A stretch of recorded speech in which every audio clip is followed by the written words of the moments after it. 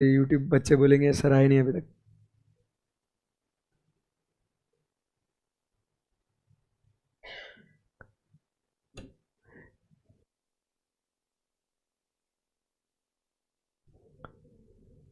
Okay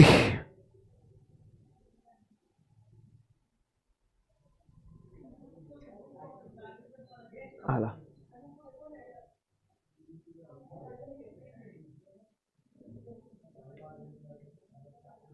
thank you. चलो guys let's start. Guys in the live streaming audio video check कर लो एक बार। एक नहीं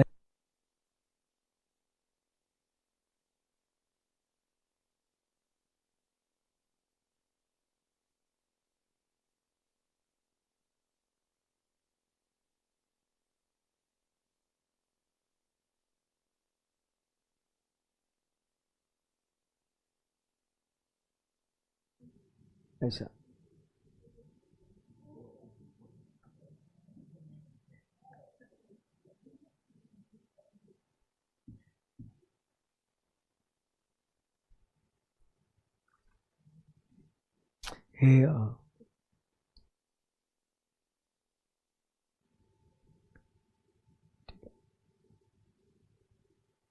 सही है।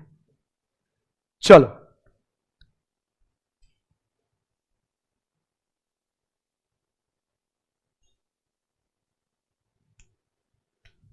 Hi guys good afternoon.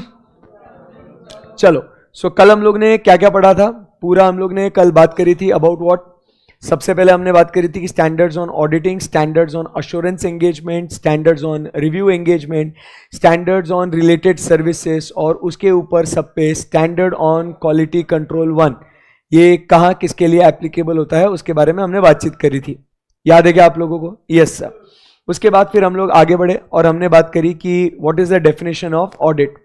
Audit is an independent examination of financial information of any entity, whether profit oriented or not, irrespective of its size or legal form, when such an examination is conducted with a view to express an opinion thereon. क्या ये बात आपको समझ में आ गई? Yes sir. उसके बाद फिर हम लोग आगे बढ़ते हैं और नेक्स्ट हमने बात करी कि इस फाइनेंशियल ऑडिटेड फाइनेंशियल स्टेटमेंट्स के यूजर्स कौन कौन है। So who are the users of audited financial statement, पहले पूरा एक लिस्ट बनाया था हमने। सबसे पहले हमने बात करी अबाउट इन्वेस्टर, फिर उसके बाद share holder, bankers, financial institution, government, फिर उसके बाद ट्रेड यूनियंस, बराबर है, एंड इंश्योरेंस कंपनीज, और इनका रिस्पेक्टिव जो यूज है उसके बारे में हमने बात करी, राइट। फिर उसके बाद हमने कहा कि ओके ये सारे जो यूजर्स है फाइनेंशियल स्टेटमेंट्स के, ये financial statement should not mislead anybody. तो वो फाइनेंशियल स्टेटमेंट्स उनको मिसलीड ना करे, इसके लिए हमने क्या बात करी कि बॉस सबसे पहले हमने कहा कि sir this account should be prepared based on entries, the entries should be supported by evidence, बराबर है, ऐसी बात करी थी हमने। फिर उसमें कहा था कि कोई भी एंट्रीज जो है वो ओमिट नहीं होनी चाहिए, इंफॉर्मेशन जो है वो कैसे होनी चाहिए, क्लियर एंड अनएम्बिगुअस, एंड जो अमाउंट्स है it should be properly disclosed, described and classified. Last में we say that we should give what true and fair view. यहां तक ही हमने पढ़ा था, बराबर है। अब हम लोग यहां से आगे बढ़ सकते हैं क्या? ये वाला पार्ट आपको डिसिप्लिन पढ़ने के लिए बोला था, ठीक है। अभी चलिए आगे बढ़ते हैं। नेक्स्ट एग्जाम में इसके ऊपर बहुत सारे क्वेश्चंस आते हैं, एक एक टॉपिक अभी हम लोग लेंगे, पूरा इन डेप्थ अंडरस्टैंडिंग हम लोग करेंगे इसको लेके। रेडी? यस। सबसे पहले हम लोग बात करेंगे about what objectives of audit, मतलब ओवरऑल ऑब्जेक्टिव ऑफ ऑडिट। अभी जैसे हम लोग आगे आगे जो पढ़ते हैं उसमें क्या होता है, अलग अलग स्टैंडर्ड्स के ऑब्जेक्टिव पढ़ते हैं। 210 का क्या ऑब्जेक्टिव है, 220 का क्या है, 230 का, अलग अलग स्टैंडर्ड्स होते हैं, उनका अलग अलग ऑब्जेक्टिव होता है। बट हम लोग जो बात करते हैं एसए 200 की, तो एसए 200 डिफाइन करता है कि आपका ओवरऑल ऑब्जेक्टिव क्या है, कि भाई पूरा जब ऑडिट तू स्टार्ट करेगा और एंड करेगा तो तू क्या अचीव करेगा, इसके बारे में बात कर रहे हैं। सो ये बहुत सी बार आपको क्वेश्चन आएगा कि audit is to enhance the degree of the users और ऐसा, तो उसके लिए कंटेंट क्या लिखना है, तो ये इधर आने का ऑब्जेक्टिव ऑफ ऑडिट को। तो एकदम सिंपल है, ऑब्जेक्टिव ऑफ ऑडिट क्या है। सबसे पहले अपने को क्या करना है? We have to obtain what? Reasonable assurance. क्या अचीव करना है अपने को? Reasonable assurance that the financial statements are what? Free from material misstatements whether due to fraud और एरर. ये आगे लिखना बहुत जरूरी है. ये वाला दिख रहा है आपको? वेदर ड्यू टू फ्रॉड और एरर. क्योंकि मिसस्टेटमेंट जो गलती है ना, ये गलती जानबूझ के भी हो सकती है या जाने अनजाने में भी हो सकती है, बट गलती तो गलती है. तो हमें क्या चाहिए कि financial statements it should be what? Free from material misstatements. और वो misstatements can be because of what? Fraud और एरर. समझ में आएगा आपको? तो ये एग्जाम में जब हम लोग आंसर्स लिखते हैं तो अपना क्वालिटी ऑफ आंसर कैसे झलकेगा कि अपन सिर्फ ये नहीं लिखना है कि it should be what? Free from material misstatement. क्या लिखना आगे? वेदर ड्यू टू फ्रॉड और एरर. आज तक हमने कभी नहीं लिखा. हम लोग सिर्फ लिख के आते थे. क्या समझ में आ रहा ना? ये सब आपकी मिस्टेक्स आप समझो कि हम लोग सिर्फ लिख के आते थे objective is that the financial statement should be free from material misstatement. But आगे क्या लिखना है उसके? वेदर ड्यू टू फ्रॉड और error. Thereby enabling the auditor to express an opinion that financial statements are prepared in all material respects in accordance with the applicable financial reporting framework. तो ये applicable financial reporting framework मतलब क्या है? जो अपना criteria, subject matter, FRF, schedule 3. Companies act के लिए कौन सा है? शेड्यूल 3. बैंक्स के लिए कौन सा है? 3rd schedule. ऐसे अलग अलग फ्रेमवर्क्स दिए गए हैं. समझ में आया आपको? So what is the first objective? एकदम आराम से. दोस्तों, what is the first objective of audit? To obtain reasonable assurance that financial statements is free from. अभी फोकस करने का. कल हम लोग ने जो बात करी थी उसमें क्या बोला अपन ने? कि हम लोग कर रहे हैं ऑडिट. ऑडिट होता है किसके ऊपर? Historical financial statements. और वो परफॉर्म करके जो अश्योरेंस हम लोग दे रहे हैं, वो अश्योरेंस कौन सा है? तो अब उसके लिए स्टैंडर्ड्स जो एप्लीकेबल होते हैं वो कौन से? Standards on auditing. सबसे पहला स्टैंडर्ड कौन सा? 200. तो 200 पहला स्टैंडर्ड आपको क्या बोलेगा कि आपके ओवरऑल ऑब्जेक्टिव्स क्या है? So what is your overall objective? Audit का ही क्या, कौन सा अश्योरेंस ऑब्टेन करना है? Reasonable assurance. थोड़ी ना याद करना है, लर्न करना है भाई. So we have to obtain what? Reasonable assurance. अब रीजनेबल और एब्सोल्यूट में दोनों में फर्क है क्या? रीजनेबल और एब्सोल्यूट में फर्क है क्या? एब्सोल्यूट मतलब 100%, 100% गारंटी दे रहा भाई, गलतियां होंगी नहीं करके. ऐसा ऑडिटर बोल सकता है क्या? तुमने कितना ही अच्छे से काम किया हो, तुम कितने ही होशियार हो, तुम्हारी कॉम्पिटेंस, कैपेबिलिटी, इंडिपेंडेंस सब कितना ही अच्छे से हो, बट पूरा 100% चेक करने के बाद भी, क्या तुम मुझे बताओ, 100% चेक करने के बाद भी सारी गलतियां ढूंढ के निकाल सकते क्या? Obviously not. पॉसिबल ही नहीं है. तो auditor can not give what? Absolute assurance. और साथ ही साथ ऑडिट के अपने कुछ इनहेरेंट लिमिटेशंस है ना भाई. तो उस वजह से हम लोग कभी भी एब्सोल्यूट अश्योरेंस नहीं दे सकते. इसीलिए ऑब्जेक्टिव में क्या लिखा? We have to give what? Reasonable assurance. और रीजनेबल कब कहेंगे? जब it is free from material misstatements. Material मतलब सिग्निफिकेंट. अगर बड़ी मेजर गलतियों से अगर फाइनेंशियल स्टेटमेंट्स क्या है? फ्री है, तो हम लोग कहेंगे okay, it's fair enough, it's reasonable, चलता है, चलेबल है. क्या है? चलेबल है. कि भाई जो भी गलतियां है ना वो चिल्लर गलतियां है, उससे एक यूजर का डिसीजन अफेक्ट होने वाला नहीं है. हाँ भाई, अगर उसमें ऐसी गलतियां है जिससे पूरे यूजर के डिसीजन क्या होने वाले हैं? अफेक्ट होने वाले, तो फिर भाई सोचने की बात है. तो अपन यहां पे यूजर को क्या बोल रहे हैं? देख भाई, मैं तेरे को एक है ना अच्छा खासा high level, not absolute, but तेरे को क्या बोल रहा हूं मैं? एक अच्छा खासा तेरे को भरोसा दिलाता हूं मैं कि ये जो फाइनेंशियल स्टेटमेंट्स है ना, ये बड़ी गलतियों से मुक्त है. तो तू इन फाइनेंशियल स्टेटमेंट्स के बेसिस पे अपना डिसीजन तू ले सकता है. समझा गया? तब कहेंगे इट इज रीजनेबल अश्योरेंस. समझ में आया? दूसरा, और जब ये रीजनेबल अश्योरेंस आपने ऑब्टेन कर लिया, इधर क्या किया आपने? ऑब्टेन करा ना. ऑब्टेन करने के बाद अपने पास थोड़ी रखना है इसको, क्या करने का ऑब्टेन करने के बाद? अरे उसको रिपोर्ट देने का ना उसको. So we have to report on the financial statements and communicate as required by SAs. SAs मतलब कौन सा? अपना एसएस 700 का सीरीज ना दोस्त, 700 का सीरीज है ना अपना, जो अभी मैं आपसे ये बातें कर सकता हूं. अभी जो उधर रेगुलर क्लास के बच्चे, उनसे ये बातें नहीं कर सकता, उनको आइडिया नहीं है ये. अब आपसे ये समझते हो ना, ये तो मजा आएगा, लिंकिंग और अच्छा होगा, अपना स्ट्रांग होगा गेम. सो ये बोल रहा है to report on the financial statements and communicate required by the SAs. तो ऑब्जेक्टिव अपना सिंपल है, एक हाथ से क्या करना है? रीजनेबल एश्योरेंस ऑब्टेन करना है. उसके लिए तो पूरी मशक्कत है भाई, पूरा ऑडिट क्या है, ये एश्योरेंस के पीछे तो भागना है. बराबर है कि नहीं? अपने ऑडिटर का गोल क्या है जिंदगी में? स्टार्ट करना है ऑडिट, और उसी के लिए क्या करना है, पूरा जो मेहनत करना है वो किसके लिए करना है? To obtain that reasonable assurance. और एक बार ये एश्योरेंस मिल गया, अपने पास थोड़ी रखना है उसको, देखो रिपोर्ट करना है and communicate what as per the SAs. Point clear, एकदम फिट हो जाएगा बॉडी में. तो सवाल अगला ये आता है, reasonable assurance versus absolute assurance. Reasonable मतलब क्या बोला भाई? High level of assurance. और एब्सोल्यूट मतलब क्या? 100%. What is possible and what is not possible? Reasonable assurance is possible, absolute assurance क्या कहता है? Reasonable assurance is to be distinguished from absolute assurance. Do you agree? बोलो बच्चों, ये true एंड फॉल्स के लिए आते बहुत सारे क्वेश्चन ना इसे. नेक्स्ट, एब्सोल्यूट एश्योरेंस मतलब complete assurance, that is a guarantee. तेरा भाई बोल रहा ना तू डिसीजन ले, इन्वेस्टर को बोल रहा तू पैसा लगा रहे बिंदास, तेरा पैसा डूबेगा नहीं, गारंटी मेरी. बता भाई, ऐसा गारंटी अपन दे सकते क्या एज एन ऑडिटर?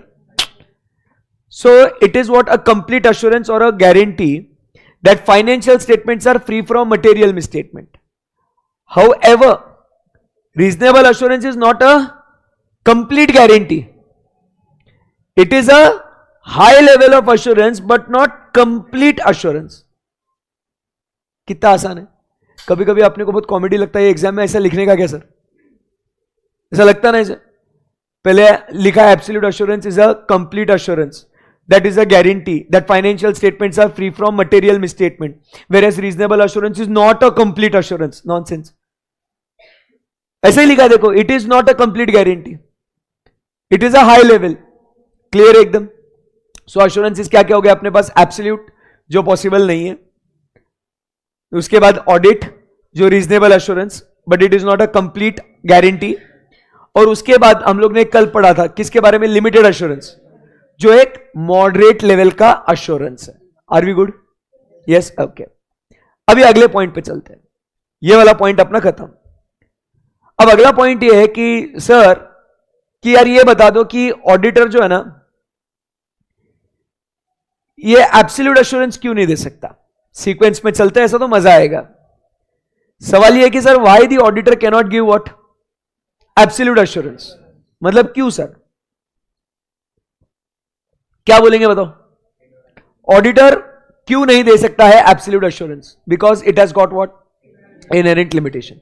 तो अपन को अभी लॉजिक अपने दिमाग में क्या था? ऑब्जेक्टिव क्या है? सीक्वेंस में चलो ऐसे स्टोरी बना के पढ़ाऊंगा आपको तो पूरा चैप्टर दिमाग में रहेगा. We have to obtain reasonable assurance that financial statements are free from material misstatement and to report and communicate as per the SAs. Reasonable assurance को कंपेयर करेंगे with absolute assurance. Absolute assurance is a guarantee, it's a complete assurance. Reasonable assurance high level but not a complete assurance. तो सवाल ये आता है कि why we can give only reasonable and why we cannot give absolute. So the next question then, it has got inherent limitation. समझा क्या बात को? So क्या है inherent limitation? Point number 1, nature of financial reporting. this है क्या बोलता है बेटा? Nature of financial reporting. पहले आराम से समझो, फिर हम लोग देखो, भले ही आपके साथ फास्ट ट्रैक बैच है बट अपन पूरा टेक्स्ट रीड करेंगे, क्योंकि 45 मार्क्स का क्या है? एमसीक्यू है, तो कुछ ऐसा छोड़ूंगा नहीं. I will read everything. तो ध्यान से सुनना, समझना, और फिर बाद में रीड भी करेंगे. पहले कॉन्सेप्ट समझना, फिर जो रीड कर रहे हैं वो आपको समझेगा. फर्स्ट पॉइंट क्या बोलता है? Nature of financial reporting. Nature of financial reporting मतलब क्या कि तुम जैसे फाइनेंशियल स्टेटमेंट्स को रिपोर्ट कर रहे हैं ना, वो उसमें प्रॉब्लम है। किसमें प्रॉब्लम है? जिस तरीके से तुम फाइनेंशियल स्टेटमेंट्स रिपोर्ट कर रहे हो, वो जो आनंद सर सिखाते ना आपको, वो उसमें प्रॉब्लम है। भाई भाई जो पढ़ा रहा ना, वो पढ़ाने का कैजुअल तरीका है वो। अरे तुम समझो बात को यार, फाइनेंशियल स्टेटमेंट्स जो प्रिपेयर होते हैं, it is based on what? The judgement of the management. कितनी चीजें जो हम लोग फाइनेंशियल स्टेटमेंट्स में डालते हैं, वो it is based on what? Judgment of the management. अभी अपन डालते हैं उसके अंदर डाउटफुल डेट, साला तू श्योर ही नहीं है कि वो बैड है या गुड है, नहीं वो डाउटफुल है, मैं समझ रहा बात को, तो इट इज डाउटफुल। अब उसके बाद अपन प्रोविजंस करते हैं, बराबर। सो प्रोविजन जो भी करा अपन ने फॉर एक्सपेंसेस, हम प्रोविजन क्यों करके रख रहे हैं? क्योंकि हमें पता नहीं ना कि साहब कितना खर्चा होना है, बट फिर भी करना पड़ रहा है प्रोविजन उसको। सो वापस क्वेश्चन मार्क। एस्टिमेट्स, बराबर। चलो useful life of the asset, useful life, ये एसेट जो है ये कितने समय तक चलेगा, कितने समय तक, 1 साल 2 साल 5 साल, एस्टिमेट सर। तो समझो बात को, जितनी भी चीजें आप फाइनेंशियल स्टेटमेंट्स में आप एंटर कर रहे हो, it is based on what? It is based on what? Estimate, judgment by the management. Problem सिर्फ यही नहीं खत्म होती। अब प्रॉब्लम दूसरा क्या है? भले ही वो एस्टिमेट है, it has got a wide range of acceptable interpretations. ज्यादा इंग्लिश हो गई, ज्यादा इंग्लिश हो गई। Wide range of acceptable interpretation मतलब क्या? भाई तू जो जजमेंट दे रहा है, तू जो जजमेंट दे रहा है, दोनों का सही लग रहा है मेरे को। जजमेंट्स आर सब्जेक्टिव एंड दोनों का सही लग सकता है ना। अब ये सब तो एक जगह, मैं इधर ऑडिटर में फंस गया ना भाई। मेरा प्रॉब्लम क्या है? मैं तुम्हारे जजमेंट को कैसे वेरीफाई करूं रे भाई? तो जजमेंट आपका, मैं आया उसको वेरीफाई करने के लिए, तो बताओ अब मैं एब्सोल्यूट एश्योरेंस दूं कि रीजनेबल एश्योरेंस दूं? रीजनेबली। मैं आपके जजमेंट के बारे में, मतलब है तुम्हारा जजमेंट, तुम खुद उसके बारे में श्योर नहीं है, मैं कैसा गारंटी लूं उसके बारे में? तुम खुद ही बोल रहे ना डाउटफुल है, मैं कैसा बोलूं हाँ 100% है डाउट? नॉनसेंस। समझ में आया आपको? सो that is the first point. Clear है क्या एकदम? नंबर 2, फाइनेंशियल स्टेटमेंट्स कैसे चाहिए अपने को? Free from misstatement. मैं अभी मटेरियल नहीं बोल रहा, अगर एब्सोल्यूट की बात करते हैं तो अपन क्या बोलते हैं? It should B free from misstatement. Material हो इमटेरियल, गलती से मुक्त होना चाहिए। अब मैनेजमेंट क्या करता है? फाइनेंशियल स्टेटमेंट्स को बनाने के लिए क्या करता है? वो इंटरनल कंट्रोल्स लगाता है। क्या लगाता? इंटरनल कंट्रोल लगाता है ना मैनेजमेंट। क्लियर है क्या एकदम बात? तो ऐसे केस में क्या हुआ दोस्त, आप समझने की कोशिश करो। इंटरनल कंट्रोल लगाएंगे तो ऑर्गेनाइजेशन में एरर्स एंड फ्रॉड्स नहीं होंगे। बात पहुंच रही है अब तक? सेग्रीगेशन ऑफ ड्यूटीज करा, तू अकाउंटिंग कर, तू कैश कलेक्ट कर, तू कैश डिपॉजिट कर, तो क्या हो गया? अकाउंटिंग वाला बोल रहा मेरे पास कैश नहीं, तो मैं चोरी कैसे करेगा? बराबर है कि नहीं? कलेक्शन वाला जो है उसको मालूम है कि अकाउंटिंग और डिपॉजिट करने वाले को पता है कि कितना कलेक्ट किया है, तो वो चोरी नहीं करेगा। डिपॉजिट करने वाले को भी पता है कि क्या, अकाउंटिंग और कलेक्शन वाले को पता है इतना कैश कलेक्ट हुआ है, तो मेरे को तो उतना डिपॉजिट करना ही पड़ेगा। तो काम ऐसा बांट दिया हमने, सेग्रीगेशन ऑफ ड्यूटीज बोलते हैं इसको, काम ऐसा बांटा कि अब ये चोरी करेंगे नहीं ना भाई। बराबर है कि नहीं? और इससे मैनेजमेंट ने क्या एक्सपेक्ट किया कि ओके अभी फाइनेंशियल स्टेटमेंट्स में गलतियां नहीं होगी। अब आप मुझे बताइए इसका गारंटी है क्या कि चोरी कभी होंगी नहीं करके? ये तीनों मिल गए तो सही है ना? तीनों मिल गए तो फिर तो चोरी होगी ना। तो आप समझिए मैनेजमेंट फाइनेंशियल स्टेटमेंट्स अच्छे से प्रिपेयर होने के लिए इंटरनल कंट्रोल लगाता है। बच्चों आप लोग सिर्फ सुनते मत बैठो, जो जो समझ में आता है उसको नोट करना है आपको। फास्ट ट्रैक में मैं बहुत बोलूंगा, आप लोग ऐसा हाँ भाई मस्त प्रवचन बोल रहा भाई, बहुत मजा आ रहा भाई, ऐसा नहीं, मैं बोल के बहुत समझाऊंगा, क्योंकि अपने को कॉन्सेप्ट में कहीं कमी नहीं रखना है। तुम समझ रहे क्या बात को? बट आपको ये सारा जो अंडरस्टैंडिंग है, जो जो मिलता है, वो सिर्फ स्क्रॉल करते रहना है, स्क्रिबल करना है आपको। समझा? तभी वो क्या डिस्कशन हुआ, फिर घर जाके जब आप रीडिंग लगाओगे तब वो चीजें कोरिलेट होगी। 2 घंटा क्लास का, घर पे 1 घंटा, 3 घंटे का रोजाना ऑडिट पढ़ना है आपको, तभी सिलेबस कंप्लीट होगा अपना। ठीक है ना? ऐसे सिर्फ प्रवचन सुन रहे मजा आ रहा है ऐसा नहीं होना चाहिए। ठीक है? अभी बच्चे पूछ रहे क्या बोला था सर, है ना? भूल गए? देखो ऐसा मत करो रे, कम ऑन। तो हेडिंग लिखने का मालूम है टॉपिक कौन सा चालू है, हेडिंग लिखने का। सर उसका फर्स्ट पॉइंट के बारे में ज्ञान दे रहे, तो अपन ने लिखने का शॉर्ट शॉर्ट में लिखने का, this dash this dash this dash, वो लिंक बनाते जाने का अपन ने, मेन मेन पॉइंट्स लिखने का, ठीक है ना। तो फर्स्ट पॉइंट के लिए आप कैसे, अभी अभी बोल रहा हूं, बाद में नहीं बोलूंगा। फर्स्ट पॉइंट के लिए आपने क्या लिखा, financial statements, judgment, management, subjective, ऐसा मेन मेन पॉइंट्स वो लिखने का ऐसे।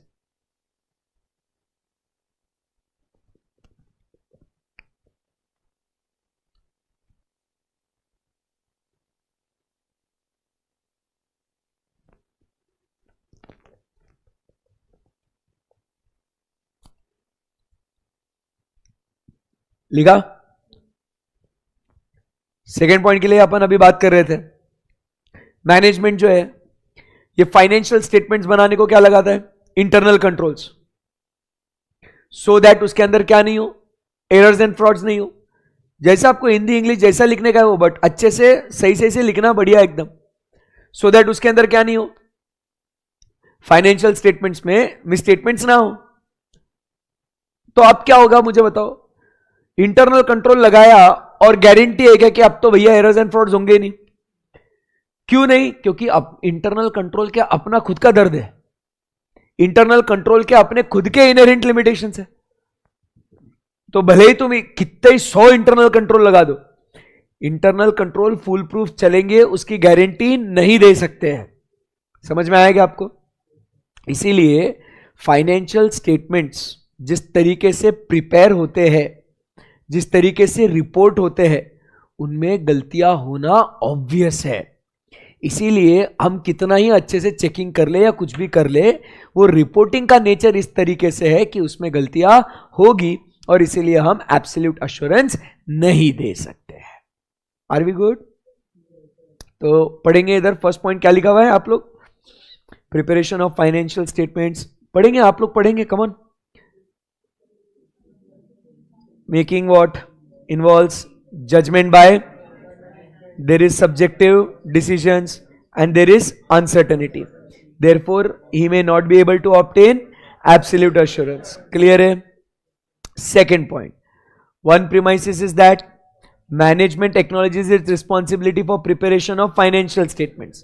इसके लिए मैनेजमेंट क्या लगाता है, suitable internal controls, but controls जैसा सोचा था वैसा काम नहीं करेगा। क्यों, क्योंकि कंट्रोल्स के अपने खुद के लिमिटेशंस है, और ये नीचे एग्जाम्पल दिया है उन्होंने। पॉइंट नंबर 1 समझ में आया, एग्जाम में इसको इलैबोरेट कर सकते हैं अपन। क्वेश्चन क्या था, क्वेश्चन क्या था, why the auditor can not obtain absolute assurance. उसके रीजन क्या है, because of inherent limitation. Clear एकदम। तो इनहेरेंट लिमिटेशन का फर्स्ट पॉइंट क्या है, nature of financial reporting. Good, आगे बढ़े। अभी सेकेंड पॉइंट वो क्या बोलता है, फाइनेंशियल रिपोर्टिंग तो ठीक है दोस्त, अभी बात होती है about what the nature of audit procedure. अपन जिस तरीके से ऑडिट करते हैं ना, वो तरीके में प्रॉब्लम है। इधर भी प्रॉब्लम है कि एज एन ऑडिटर हम लोग पूरा है ना सारी चीजें चेक नहीं कर सकते। अभी इसमें क्या क्या बोला है, the auditor carries out his work by obtaining audit evidence through performance of what, audit procedures।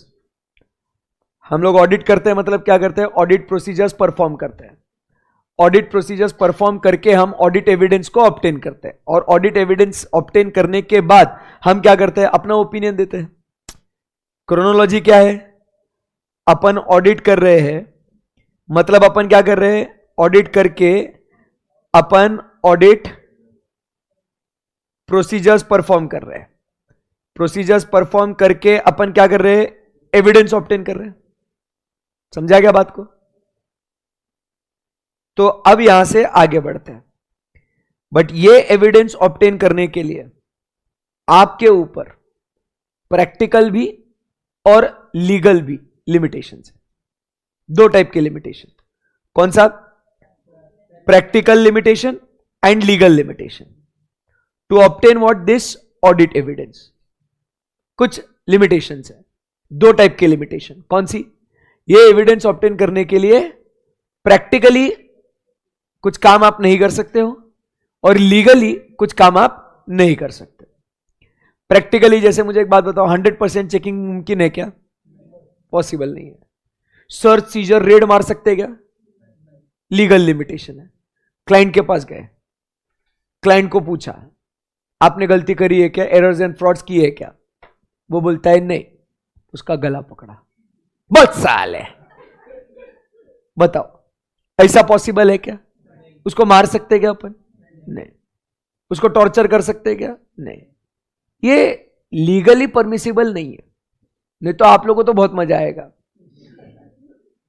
Attempt लगा है, अभी गुस्सा आ रहा है, चलो ऑडिट करना है, ऐसा मारेंगे क्लाइंट को, पूरा गुस्सा वहीं निकालेंगे। It is not possible. So there is what practical as well as what legal limitations. समझ में आया? So for example the auditor does not test all transactions and balances. हम लोग सैंपलिंग करते हैं because practically it is not possible. Now imagine, अभी थोड़ा बड़ा सोचो, imagine the organisations like bank, imagine the organization like the big corporate giants like Jio, Tata। भाई कितना वॉल्यूम ऑफ ट्रांजैक्शन होता होगा, आप समझ रहे बात को? So is it possible that we'll be able to test all the transactions? So that is a practical limitation. हमारे हाथ बंधे हुए, हम चाह के भी पूरा काम नहीं कर सकते। समझ में आया आपको? He forms his opinion by testing what? Sample. Sampling करता है वो। सैंपलिंग कौन से ऐसे में होता है? 530, बराबर है कि नहीं? This is an example of practical limitation on the auditor's ability to obtain audit evidence. Exam में आपके लिए ट्रू एंड फॉल्स का क्वेश्चन क्या पूछेंगे? Audit sampling is an example as per SA 530। Audit sampling is an example of legal limitation on the auditor. True और फॉल्स? False. Sampling करना ही लीगल लिमिटेशन नहीं है, सैंपलिंग करना है प्रैक्टिकल लिमिटेशन है। क्योंकि practically we can not cover everything, therefore we are resorting to what? Sampling. But exam में क्या होता है, बच्चा ऐसे का नंबर देखता ना तो उसको लगता है लॉ है, लॉ। समझा क्या बात को? फिर प्रॉब्लम है। अंडरस्टूड? तो ऐसा क्वेश्चन, ये बारीकी से एक एक लाइन पढ़ना बहुत जरूरी है, ठीक है ना? सो फर्स्ट पॉइंट समझ में आया, प्रैक्टिकल लिमिटेशन। अब उसके बाद चलते लीगल लिमिटेशन के लिए। तो लीगल लिमिटेशन के लिए पॉइंट नंबर C, D और E पे फोकस करेंगे। क्या बोलता है point number C? Management may not provide complete information. Management may not provide what? Complete information. अब गए ईमानदारी से आपने मैनेजमेंट को पूछा, सर आपने कुछ सेल्स में फ्रॉड किया है क्या? आपने कैश सेल्स को क्रेडिट सेल रिकॉर्ड किया है क्या? सच्ची बताओ। जो आपके मिसलेनियस रिसीट्स है ना, स्क्रैप सेल वगैरह, आपने उसको पॉकेट किया होगा, मनी को जेब में डाला होगा आपने। बताओ बताओ, झूठ नहीं बोलना, बताओ सच्ची बताओ। आपको क्या लगता है कि वो ईमानदारी से आपको पूरा पूरा सच्चाई बता देगा? वो हाँ मैं गुनहगार हूं, हाँ मैं चोर हूं करके नहीं बताएगा। He may not provide the complete information and there is no way by which the auditor can force management to provide the complete information. कोई ऐसा आपके पास रोल नहीं है कि जिससे आप उससे इंफॉर्मेशन क्या करो? उगलवाओ। ऐसा बिठा दो उसको कुर्सी पे, बराबर ऊपर वो येलो लाइट लगाओ, बराबर बांध दो उसको, दो दनादन रट्टे उसको, जब तक सच नहीं बोलेगा तब तक। या उसको आइस, क्यूब ऑफ आइस पे लिटा के मार मार के फिर नमक लगाओ उसके ऊपर और मारो साले को। पॉसिबल है क्या ये सब? ये लीगल लिमिटेशन है। In this case he is not provided, क्या कहता है? In case he is not provided with the required information, what he can do is only report कि हमें आधी अधूरी इंफॉर्मेशन प्रोवाइड करी गई है। It is an example of what? Legal limitation on the auditor's ability. समझ में आया? Practical limitation, legal limitation, example समझ में आ रहा है आपको? आगे बढ़ते हैं। Management may consist of what? Dishonest and unscrupulous people. चोर लोग बैठे होंगे। अब मैनेजमेंट पूरी इंफॉर्मेशन नहीं दे रहा है, वो तो ठीक है। दूसरा पॉइंट क्या कहता है? मैनेजमेंट के अंदर ही जो लोग हैं वो कैसे लोग हैं? एकदम चोर लोग बैठे हैं, कमीने, एकदम डिसऑनेस्ट, अनस्क्रूपलस। उनका काम ही है चोरी चकारी करना, ठीक है ना? रामलिंगम राजू, बराबर कि नहीं? विजय माल्या, नीरव मोदी, बराबर है कि नहीं? ये सब क्या है? चोर लोग बैठे ना भाई। तो वैसे ही लोग बैठे ऑर्गेनाइजेशन में, तो they it may be engaged in what, concealing fraud. Concealing मतलब हाइडिंग, फ्रॉड को छुपाना। और सोचो कंसील करना मतलब क्या है, एकदम सोफिस्टिकेटेड मैनर में उसको छुपाना। सोचो ना, जो नीरव मोदी ने स्कैम किया, बैंकर तक को भनक नहीं पड़ी, बराबर। मेहुल चोकसी, नीरव मोदी, गीतांजलि ज्वेल्स, उसके बाद जो इसने स्कैम किया रामलिंगम राजू ने, विजय माल्या। तो आप समझिए बात को, यहां पे वो इतने कमीने लोग हैं कि उन्होंने क्या किया है कि इस फ्रॉड को जो किया है ना, एकदम सोफिस्टिकेटेड एंड केयरफुली ऑर्गेनाइज्ड, एकदम मस्त बढ़िया स्कीम करा है। और ऐसे केस में फिर क्या होता है, इसको डिटेक्ट करना ऑडिटर के लिए मुश्किल हो जाता है। अब मैं यहां पे एक सिंपल एग्जांपल देता हूं जो आप लोग समझ सकते हैं। बचपन में पढ़ा था अपन ने टीमिंग एंड लीडिंग, पहले पढ़ा हुआ है ना अपन ने टीमिंग एंड लीडिंग। ऐसा एक याद है क्या? टीमिंग एंड लीडिंग मतलब एकदम सिंपल भाषा में, इसकी टोपी उसके सर, इससे पैसा चुराया, बराबर है। अब इससे चुराया ऐसा शक ना हो, इसके लिए जब दूसरा व्यक्ति पैसा देगा तो उसका पैसा इसके अगेंस्ट एडजस्ट करने का, पैसा तो आज मेरे पास ही रहेगा। वो उसको पॉन्जा स्कीम बोलते हैं, उसको अलग। पॉन्जा स्कीम भी मालूम है क्या होता है? बताऊंगा कभी अलग से, फास्ट ट्रैक है, अभी टाइम नहीं है। समझ रहे बात को? तो ऐसा आप समझने की कोशिश कीजिए कि क्या हो रहा है, इस इधर से पैसा चुराया, वो चोरी डिटेक्ट ना हो इसके लिए जब दूसरा व्यक्ति पैसा देगा तो पहले वाले के साथ एडजस्ट कर लेने का उसको। समझ में आएगा आपको? तो ऐसा करते करते करते करते क्या हो जाएगा, हम लोग सोफिस्टिकेटेड तरीके से वो हम लोग स्कैम करेंगे, वो फ्रॉड करेंगे, और उस बेसिस पे क्या हो जाएगा, ऑडिटर को हम लोग चकमा दे देंगे। हाँ, कंपेंसेटिंग वो एरर हो गया ना, बट इधर अपन बात कर रहे हैं फ्रॉड, ये जानबूझ के करा हुआ है ना भाई। समझा गया? एरर और फ्रॉड में वही तो फर्क है, इरादे का। समझा? तो समझ में आया आपको? यस। सो ऐसे केस में it may produce what, fabricated. Fabricated मतलब क्या? Altered, modified documents before the auditor to lead him that the audit evidence is what, valid. झूठे झूठे पेपर्स, डॉक्यूमेंट्स उसके सामने रख देंगे। तो in reality such documents could be fake और नॉन जेन्युइन। आप जैसे घर पे करते हो, करते हैं घर पे चोरी करते हैं ना आप लोग? करते हैं ना, सब करते हैं। नहीं करते तो फिर वेस्ट है आपका बचपना। हाँ सही में। अभी जैसे आप क्या करते हो, पापा से 500 रुपए लिए, पापा पेट्रोल भरना है 500 रुपए का, पेट्रोल भरा 300 रुपए का, 200 रुपए जेब में डाल दिए, बट बिल तो उसको बोलते ना भैया कुछ दूसरा बिल होगा 500 का तो वो दे देना। करते हैं ना ऐसे, बराबर। फिर दोस्त को बोलते 2 दिन तू मेरे को लेने आ, 2 दिन मैं तेरे को लेके आऊंगा, हफ्ते भर तो पेट्रोल चलाना है अपने को। सही है ना एकदम? तो डॉक्यूमेंट्स जो हम लोग प्रोवाइड करते हैं फेक या नॉन जेन्युइन, तो उसमें क्या हो जाता है, डी वाला पॉइंट क्या बोलता है कि इसमें आपको डिसऑनेस्ट लोग मिल सकते हैं जो गलत गलत काम करेंगे। ऑडिटर जो है ना, आप समझिए बात को, इधर क्या बोलता है कि auditor is not an expert in authentication of documents. आप उनको फेक बिल्स दे दो, बराबर है कि नहीं? तो क्या हो जाएगा, क्या हो जाएगा, फेक बिल दे दो तो क्या हो जाएगा, ऑडिटर इतना होशियार नहीं है कि वो सिग्नेचर फोर्ज्ड है या जेन्युइन है चेक कर सके। वो बिल अपने को जो क्लासेस में ट्रेनिंग मिल रही है, ऑफिस में ट्रेनिंग मिल रही है, ट्रेनिंग किस बात की मिल रही है, ट्रांजैक्शंस को वेरीफाई करने की। डॉक्यूमेंट जेन्युइन है या फेक है ये कैसे एस्टेब्लिश करने का, इसका थोड़ी ट्रेनिंग मिल रहा है अपने को। समझा क्या बात को? तो auditor is not an expert in authentication of document, therefore he may be led to accept invalid audit evidence on the basis of unauthentic documents. FD का रिसीट, वो उसने बॉन्ड पेपर पे एफडी का रिसीट प्रिंट करके दे दिया या उसको मतलब अल्टर कर दिया और आपको बोल दिया देखो, आपको देखोगे पेपर भी जेन्युइन है, बैंक का सील स्टैंप भी लगा हुआ है, आप तो एक्सेप्ट ही कर लोगे ना कि हाँ ये जेन्युइन है करके। आपको तो कोई क्वेश्चन मार्क आ ही नहीं रहा कि why should I not accept this document. समझा गया बात को? तो you are not trained nor an expert to check the authentication of documents. समझा गया? तो ये बात हो गई। सो क्या क्या बात करी अपन ने, देखो ऑडिटर ऑडिट प्रोसीजर्स परफॉर्म करता है, बराबर, to obtain what, audit evidence. Sequence में चलो, क्योंकि ये नेचर ऑफ ऑडिट प्रोसीजर्स का लिमिटेशन की बात हो रही है। तो इसमें क्या लिखा हुआ है, auditor performs what, audit procedures to obtain audit evidence.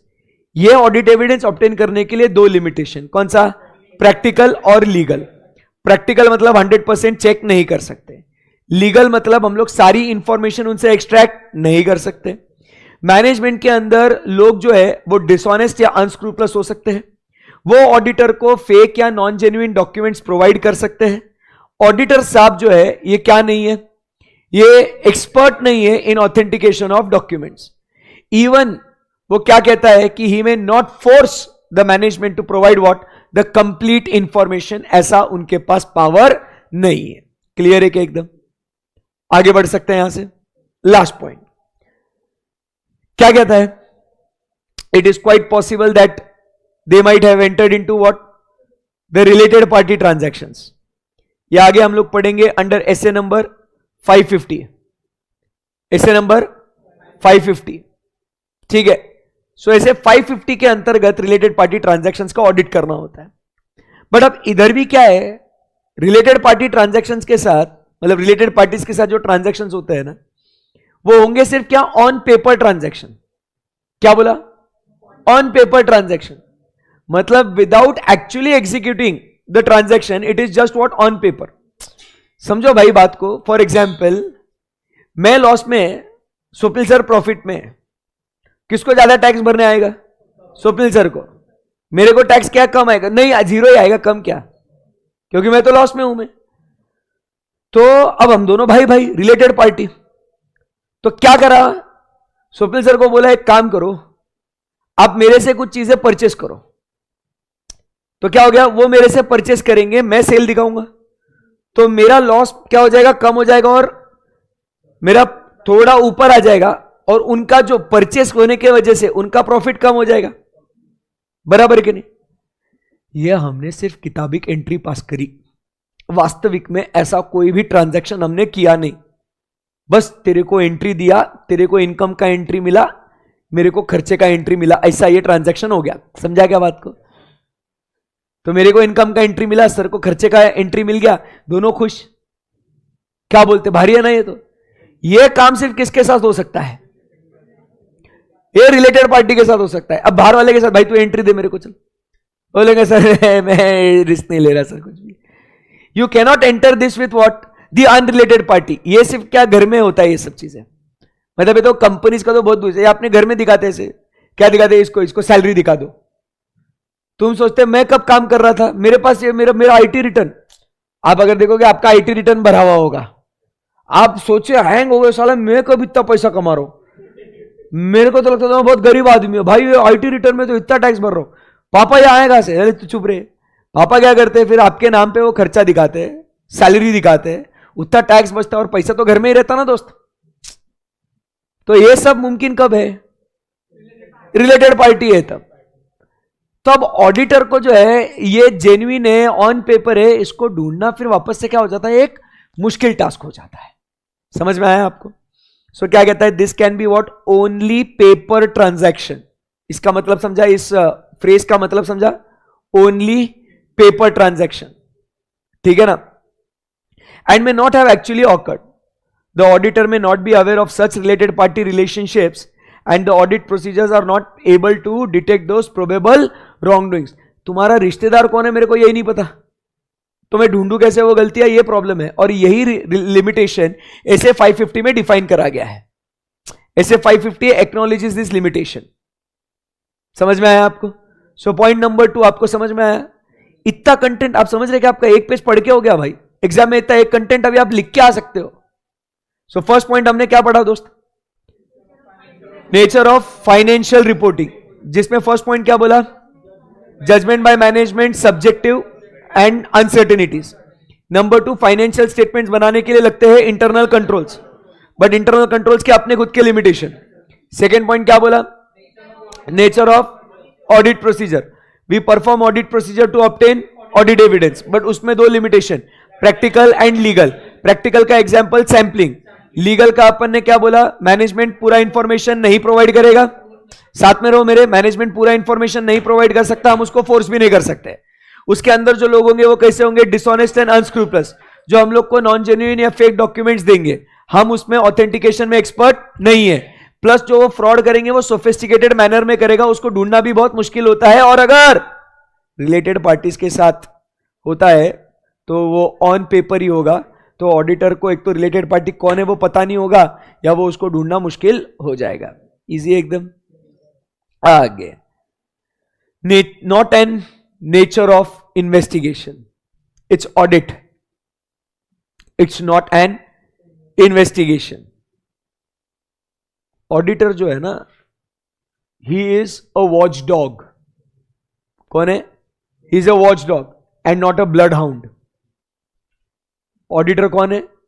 Watch dog, not a blood hound.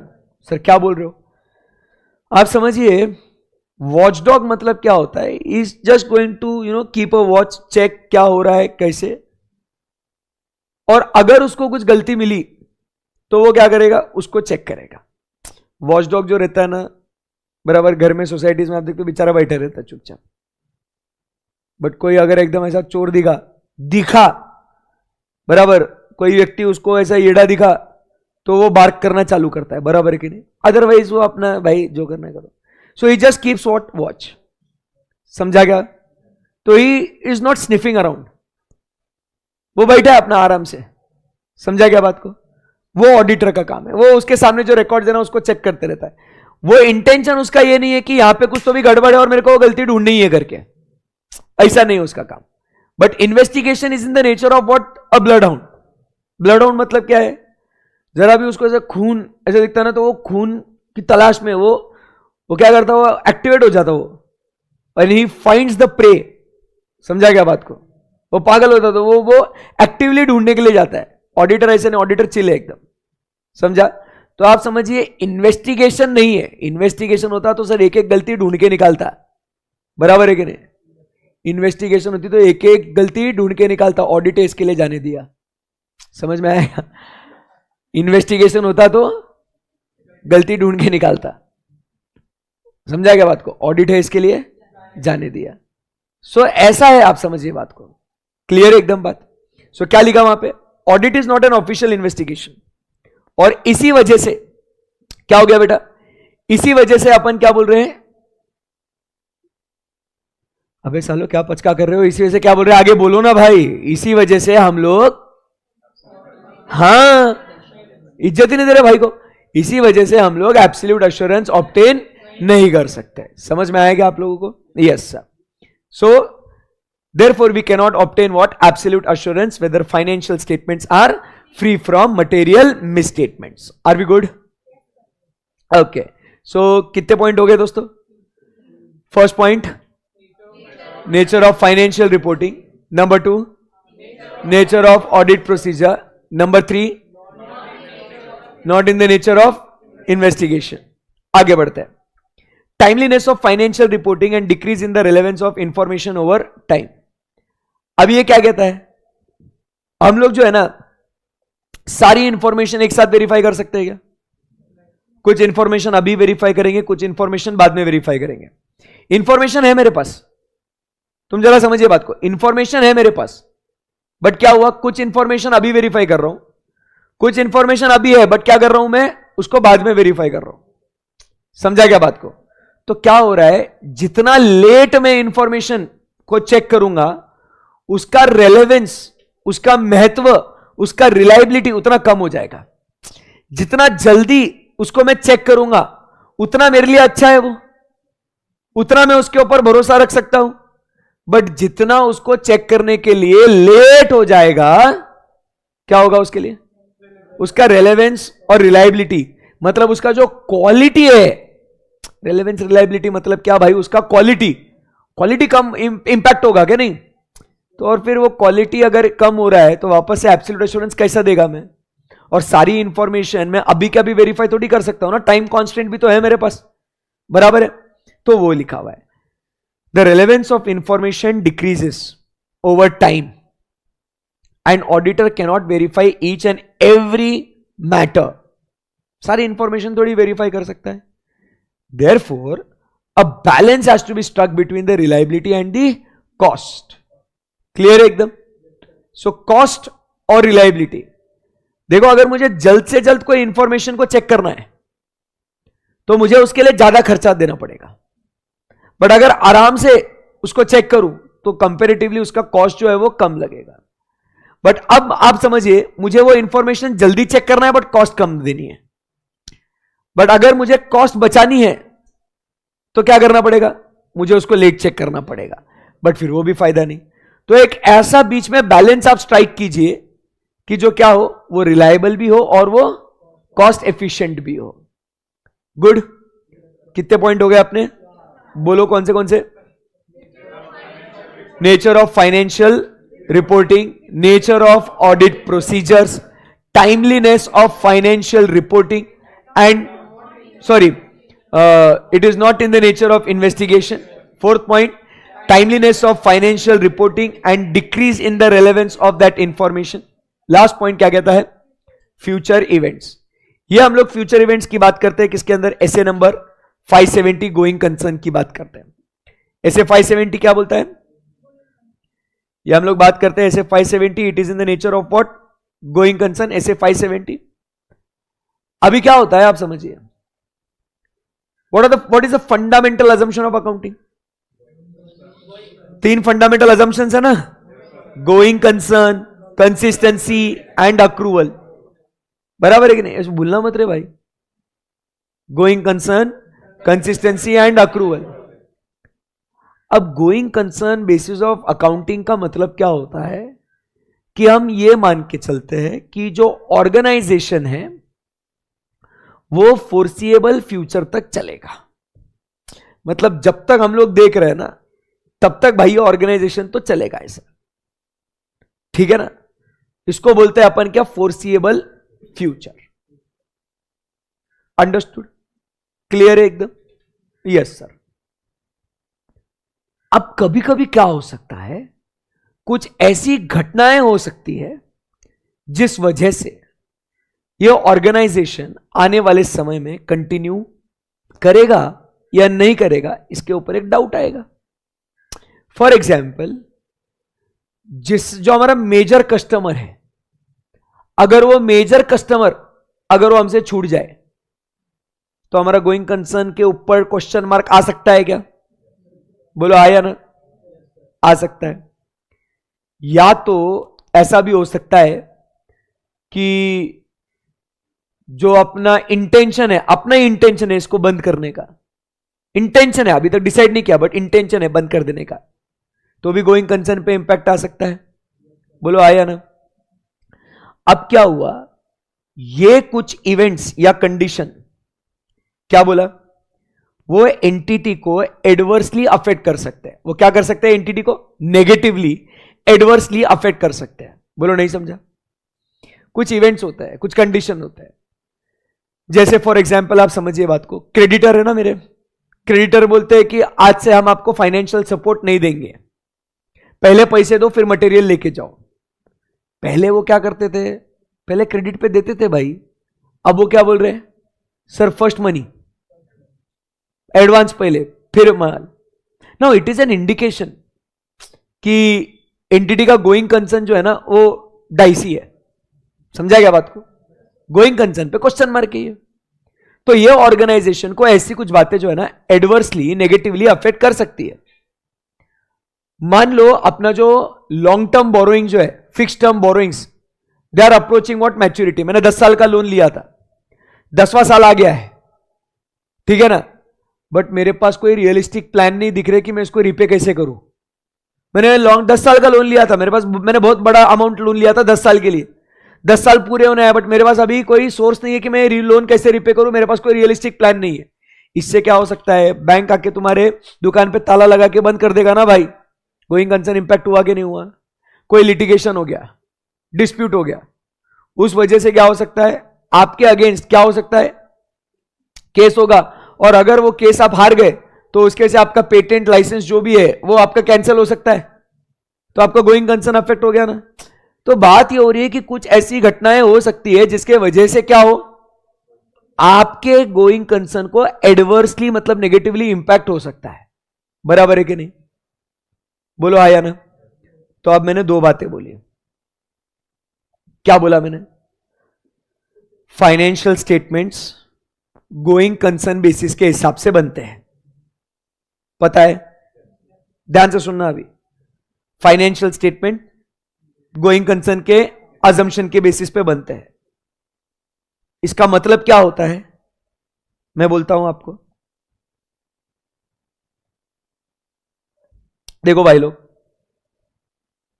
ये अपने फाइनेंशियल स्टेटमेंट्स जब गोइंग कंसर्न वैलिड होता है ना, तो हम लोग ये फाइनेंशियल स्टेटमेंट्स बनाते हैं based on what? Historical cost, as if the assets and liabilities will be realised in the normal course of business. कैसे? In the normal course of business ऐसा रियलाइज होगा। बट अगर ये गोइंग कंसर्न अगर valid नहीं है, तो हम हमारे फाइनेंशियल स्टेटमेंट्स बनाते हैं based on what? Realisable value. Realisable value मतलब क्या? अगर आज के आज अगर मैं धंधा बेचने को निकालूं तो मेरे को कितना पैसा आएगा मेरे एसेट से? समझा गया मैं क्या बोल रहा हूं? क्या गोइंग कंसर्न मेरे फाइनेंशियल स्टेटमेंट्स को अफेक्ट करता है क्या भाई? बोलना बेटा। गोइंग कंसर्न के बेसिस पे हम ये फाइनेंशियल स्टेटमेंट्स कैसे प्रिपेयर कर रहे हैं, क्या उसका फर्क पड़ रहा है क्या? बोला आया ना? यस। अभी इधर ध्यान देने का, ये गोइंग कंसर्न कुछ इवेंट्स या कंडीशंस के वजह से अफेक्ट हो सकता है क्या? जो मैंने आपको एग्जाम्पल दिए, क्या क्या एग्जाम्पल दिए? Long term borrowings appearing maturity, licence आपका कैंसिल हो गया, लिटिगेशन हो गया, मेजर कस्टमर चला गया, क्रेडिटर्स विड्रॉइंग फाइनेंशियल सपोर्ट, कुछ भी इवेंट कंडीशन हो सकता है ना, बराबर है कि नहीं?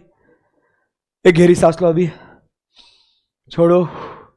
मुझे बताओ, क्या ये सारे फ्यूचर के इवेंट्स में पता कर सकता हूं क्या? क्या मैं जोशी हूं क्या मैं एकदम पाल्मिस्ट्री मास्टर हूं क्या? मतलब मैं कंपनी का एमओ पढ़ के उसका भविष्य बता सकता हूं कि इनका क्या होगा करके? नहीं ना। समझा क्या बात को? तो मैं ये फ्यूचर के इवेंट्स और कंडीशंस को, भाई मेरे में इतनी शक्तियां नहीं है कि मैं क्या कर सकूं, ये फ्यूचर इवेंट्स को प्रेडिक्ट कर सकूं। और मान लो इवेंट प्रेडिक्ट भी कर लिया, मेरा बुद्धि लगा के मैंने इवेंट को प्रेडिक्ट भी कर लिया कि भाई कुछ तो गड़बड़ लग रहा है, इस इवेंट का आउटकम क्या मैं ये बता सकता हूं क्या? गारंटी दे सकता हूं क्या कि ये ऑर्गेनाइजेशन पक्का है बंद होगा आज करके? ऐसा गारंटी दे सकता क्या मैं? नहीं दे सकता। तो यही बात हो रही है, यहां पे पढ़ेंगे। एडवर्स इवेंट्स में seriously affect the ability to continue its business, बराबर है कि नहीं? क्या बोला सर ने?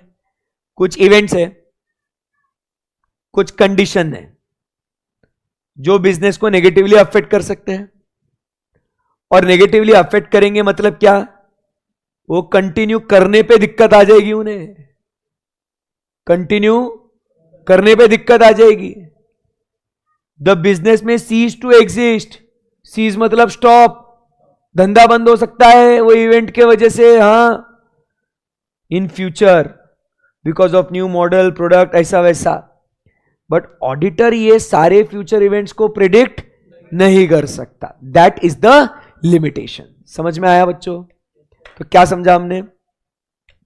ऐसे 570 के हिसाब से वो बोलता है कि कुछ इवेंट्स कंडीशंस होंगे जिसके वजह से क्या होगा?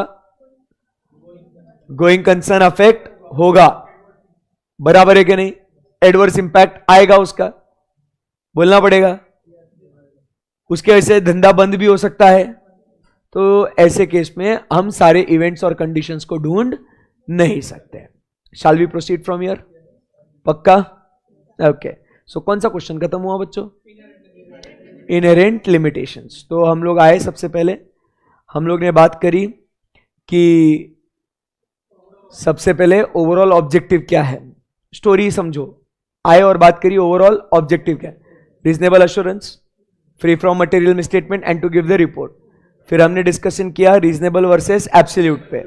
फिर एब्सोल्यूट क्यों नहीं दे सकते हैं और रीजनेबल क्यों देना है, इसके बारे में अभी बात करी कि हम लोग एब्सोल्यूट एश्योरेंस क्यों नहीं दे सकते, because of inherent limitation. So what are the inherent limitation? Nature of financial reporting, nature of audit procedure, not the nature of investigation, timeliness of financial reporting and decrease in the relevance of information over time. Last point, future events. समझ में आया? आगे बढ़े यहां से. Okay अभी सो ये done हो गया अपना. अब समझो दो दो पेजेस के बड़े बड़े क्वेश्चंस खत्म हो रहे हैं आपके, और इस कदर कि अपने को वो अंदर का कंटेंट भी जो है वो समझ में आ रहा है. वो आ रहा है कैसे? We are going to fast और स्लो? बराबर है? ऐसा बोलते रहने का सर, ठीक है ना? बराबर है ना? एकदम गुड है. ओके चलिए, सो अब अपन आगे बढ़ते हैं. अभी डिसाइड हो गया. क्या डिसाइड हुआ? रीजनेबल अश्योरेंस देने गए, बराबर है कि नहीं? तो अब वो अश्योरेंस देने के लिए अपने को ऑडिट में क्या क्या कवर करने का है उसकी बात हो रही है. What is the scope of audit? अभी ऑडिट मतलब आपको समझ में आ गया ना कि अब अपने को देना है कि रीजनेबल अश्योरेंस देना है. तो अब वो अश्योरेंस देने के लिए we have to obtain what? Reasonable assurance ना. बोलो रे भाई, ये रीजनेबल अश्योरेंस ऑब्टेन करने के लिए क्या क्या चीजों को कवर करना चाहिए? अभी ये क्वेश्चन है. कितना बड़ा क्वेश्चन है? ए रहा, एकदम सिंपल. ठीक है जी. पहले अपन क्या करेंगे, इसका चार्ट जो है टाइम सेविंग नोट करेंगे. छापो, छापेंगे फिर डिस्कस करेंगे.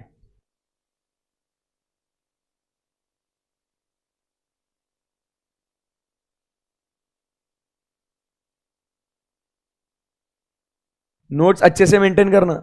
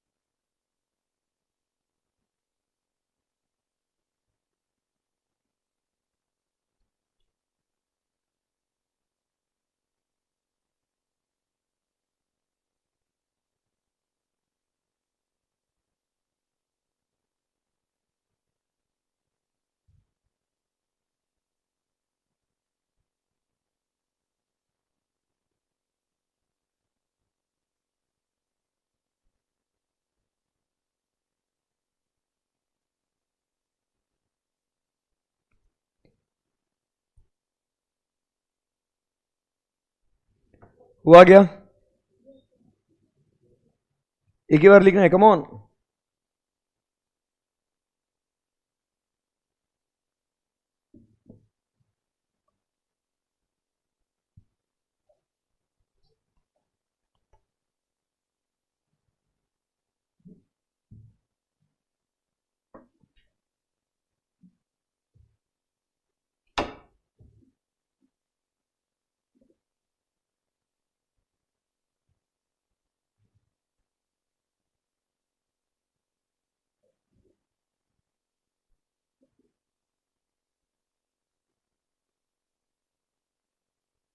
Shall we proceed? Everyone done? Okay. So अभी आपने क्या करना है, ये चार्ट आपके सामने रखना है इसको, ठीक है ना? मतलब आपने जो लिखा है ना बुक में वो साथ में रखना है. फिर अभी अपन ये जो कॉन्सेप्ट है स्कोप ऑफ ऑडिट, ये दिख रहा है आपको, ये हाफ पेज बराबर है. अभी इसको अपन पढ़ेंगे. सो what is included in the scope of audit, ये बातें अपन अभी करेंगे. सब लोग तैयार? ओके. सो अभी हम लोग क्या बातें कर रहे हैं कि what is the scope of audit. So the following points are included in the scope and the points which are not to be covered in the scope. ऐसी कुछ बातें अभी हम लोग करने वाले हैं. सो क्या है, एकदम आराम से रिलैक्स होके एकदम. सो फर्स्ट पॉइंट जो है वो क्या कहते हैं, देखो 3 पॉइंट है इसके अंदर, जो हमने 3 पॉइंट ऐसे बनाए ना. फर्स्ट एक मेन, फिर एक ड्रॉप डाउन एरो निकाला और 2 पॉइंट दिख रहा है आपको, 1 2 3. सब पॉइंट्स भी उसके अंदर है, बस उसको समझना है, चार्ट सामने रखना है, पलक झपकता है आपको समझ में भी आ जाएगा और याद भी हो जाएगा, ठीक है? सो फोकस करो. देखो फर्स्ट पॉइंट क्या कहता है, हमारे स्कोप में क्या आता है, it will cover all the aspects. Aspects मतलब क्या बोला, ऑल द एरियाज. आगे देखो क्या लिखा हुआ है, audit of financial statements should be organised adequately to cover all aspects of the entity relevant to what? Financial statements. Audit का पूछा है ना, ऑडिट किस पे होता है अभी हम लोग को पता है. समझा कल का सेशन इंपॉर्टेंट क्यों था? तो वर्डिंग्स कैसे लिखने का वो समझ में आता है कि अपने ऑडिट का स्कोप क्या है. It will cover all the aspects, all the areas, बराबर, विच इज रेलेवेंट टू, क्या बोलता है उसको, फाइनेंशियल स्टेटमेंट्स. जो भी फाइनेंशियल स्टेटमेंट से संबंधित है, जो भी फाइनेंशियल स्टेटमेंट से जुड़ा हुआ है, वो सारी चीजें मेरे स्कोप में आएंगी. पॉइंट नंबर 1 समझा गया? That's it, very simple. अपने स्कोप में क्या क्या आएगा, मेरे कवरेज क्षेत्र में क्या है, what is the things which are covered in my audit, all the areas, all the aspects that are relevant to financial statements. कोई भी चीज अगर वो फाइनेंशियल स्टेटमेंट से जुड़ी हुई है, वो अपन ने चेक करने का, उसको छोड़ने का नहीं. समझा क्या बात को? फॉर एग्जाम्पल मुझे बताओ, quality of a product check करने का क्या? नहीं. क्या? हां, यस, नो, डोंट नो, नहीं ना. क्योंकि भाई तुम अच्छे क्वालिटी का प्रोडक्ट बेचो या बुरे क्वालिटी का प्रोडक्ट बेचो, मेरे को क्या करना है? It is not relevant to financial statements. समझा क्या? But this product is sold at 10 rupees और 15 रुपीज, क्या इसका प्राइस क्या मेरे लिए रिलेवेंट है क्या? क्योंकि वो फाइनेंशियल स्टेटमेंट्स में जाएगा ना, सेल्स, कितने number of unit sold into the selling price. बोलो आया ना? ये प्रोडक्ट बेचने के लिए 10% डिस्काउंट दिया, रिलेवेंट है या नॉट? क्योंकि उससे सेल्स अफेक्ट होगा. तो सारी वो जो बातें अपने फाइनेंशियल स्टेटमेंट से जुड़ी हुई है, वो सारी बातें हम लोग क्या करेंगे मालिक, उसको चेक करेंगे, वो कवर करेंगे अपने को. सही है एकदम? Yes sir. अभी वो सारे एरियाज में अभी 2 बातें, वो क्या देखने का अपने को, कि उन फाइनेंशियल स्टेटमेंट्स के अंदर जो भी क्या बोलते हैं फाइनेंशियल इंफॉर्मेशन है. इधर हो क्या तुम लोग? इस फाइनेंशियल स्टेटमेंट्स के अंदर जो भी क्या है फाइनेंशियल इंफॉर्मेशन है, ये फाइनेंशियल इंफॉर्मेशन कैसी होनी चाहिए? It should B reliable and sufficient. उस फाइनेंशियल इंफॉर्मेशन वो कैसी होनी चाहिए? भरोसेमंद होनी चाहिए, वो रिलायबल और सफिशिएंट होनी चाहिए. मेरा फोकस वो है कि मैं आऊंगा और सारी चीजें तो चेक करूंगा, बट जब वो चेक करूंगा तो मेरा इंटेंशन क्या होगा कि मुझे एस्टैब्लिश करना है कि whatever is being shown in the financial statements that is what reliable as well as what sufficient. मतलब समझो, अगर मैं यहां पे कुछ सेल्स की फिगर्स बता रहा हूं, परचेसेस, एक्सपेंसेस, एसेट, इन्वेस्टमेंट्स, सारी जो इंफॉर्मेशन में दिखा रहा हूं वो कैसे होनी चाहिए? वो रिलायबल होनी चाहिए ना, वो उसके ऊपर हम लोग भरोसा रख सकते हैं. बोलो आया ना? और सिर्फ भरोसा नहीं, वो सफिशिएंट भी होना चाहिए. सफिशिएंट मतलब क्या, वो प्रॉपर इंफॉर्मेशन आपने सही तरीके से उसको प्रेजेंट करना चाहिए। फॉर एग्जाम्पल आप समझिए बात को, अगर बैलेंस शीट एसेट्स, सिर्फ एसेट्स लिख दूं 10 lakh, liability 10 lakh, balance sheet tally, चलेगा क्या? वो इंफॉर्मेशन रिलायबल है, 10 लाख का है तुम्हारा लाइबिलिटी और एसेट, बट उसका डिटेल सफिशिएंट इनफ होना चाहिए ना। चलो उसके अंदर सिर्फ लिख दिया फिक्स्ड एसेट, करंट एसेट, तो भी चलेगा क्या? नहीं। फिर वो फिक्स्ड एसेट को और डिवाइड करते ना अपन, बराबर है कि नहीं? प्लांट एंड मशीनरी, लैंड, फिर उसके बाद फर्नीचर फिक्सचर, करंट एसेट्स में debtors, cash in hand, bank balance, दिखा देना उसको ऐसा। तो जो भी इंफॉर्मेशन आप दिखा रहे हो, एक तो वो रिलायबल चाहिए और उसका क्या इंफॉर्मेशन सफिशिएंट होनी चाहिए, बराबर है कि नहीं? कट शॉर्ट मत करो उसको। पॉइंट नंबर 1 समझा क्या? दूसरा, वो इंफॉर्मेशन रिलायबल एंड सफिशिएंट तो होनी चाहिए, साथ ही साथ वो फाइनेंशियल इंफॉर्मेशन का क्या होना चाहिए? प्रॉपर डिस्क्लोजर भी होना चाहिए, जो हम लोग नोट्स टू अकाउंट्स में डिस्क्लोजर देते हैं ना, बराबर है। अब मान लो कोई एसेट वो अपन ने गिरवी रखा है, उसको अपन ने क्या किया है? प्लेज किया है, हिपोथिकेट किया है, मॉर्गेज किया है, तो उसका डिस्क्लोजर भी देना पड़ेगा आपको। रिलेटेड पार्टी ट्रांजैक्शंस किए आपने, उसका डिस्क्लोजर आपको देना पड़ेगा आपको। सेगमेंट इंफॉर्मेशन आपको डिस्क्लोजर देना पड़ेगा आपको। तो जो भी disclosures which are needed, it should be properly disclosed as well. So क्या बोला अपन ने? मैं ऑडिट करने आऊंगा, पहले 3 पॉइंट पे फोकस रखने का, ये 3 मेन पॉइंट्स हैं। फिर जो भी वो सेकंड और थर्ड पॉइंट के अंदर है, वो क्या बोलता है वहां पे? वो सेकंड और थर्ड पॉइंट के अंदर पूरी बात करिए किसको लेके, कि वो ऑब्जेक्टिव आप कैसे अचीव करोगे। First you should know what we are suppose to do, then will talk about how to do it. तो पहला मैं आऊंगा ऑडिट करने के लिए, मैं आया और मैंने क्या देखना है, मेरे स्कोप में क्या क्या आता है? जो भी चीजें फाइनेंशियल स्टेटमेंट से रेलेवेंट है, वो सब चीजें मेरे स्कोप में आती है। पॉइंट नंबर 1 समझा। नंबर 2 क्या कहता है कि बॉस, ये फाइनेंशियल स्टेटमेंट्स के अंदर जो फाइनेंशियल इंफॉर्मेशन है वो रिलायबल होनी चाहिए, वो सफिशिएंट होनी चाहिए, वो फाइनेंशियल इंफॉर्मेशन प्रॉपरली डिस्क्लोज भी होनी चाहिए। समझ में आया आपको? चार्ट आपके सामने है, 3 पॉइंट समझ में आया। अब अपना audit procedure in regards to how will we establish whether the given information is reliable and sufficient and whether it is properly disclosed। ठीक है। पॉइंट नंबर 1 क्या कहता है?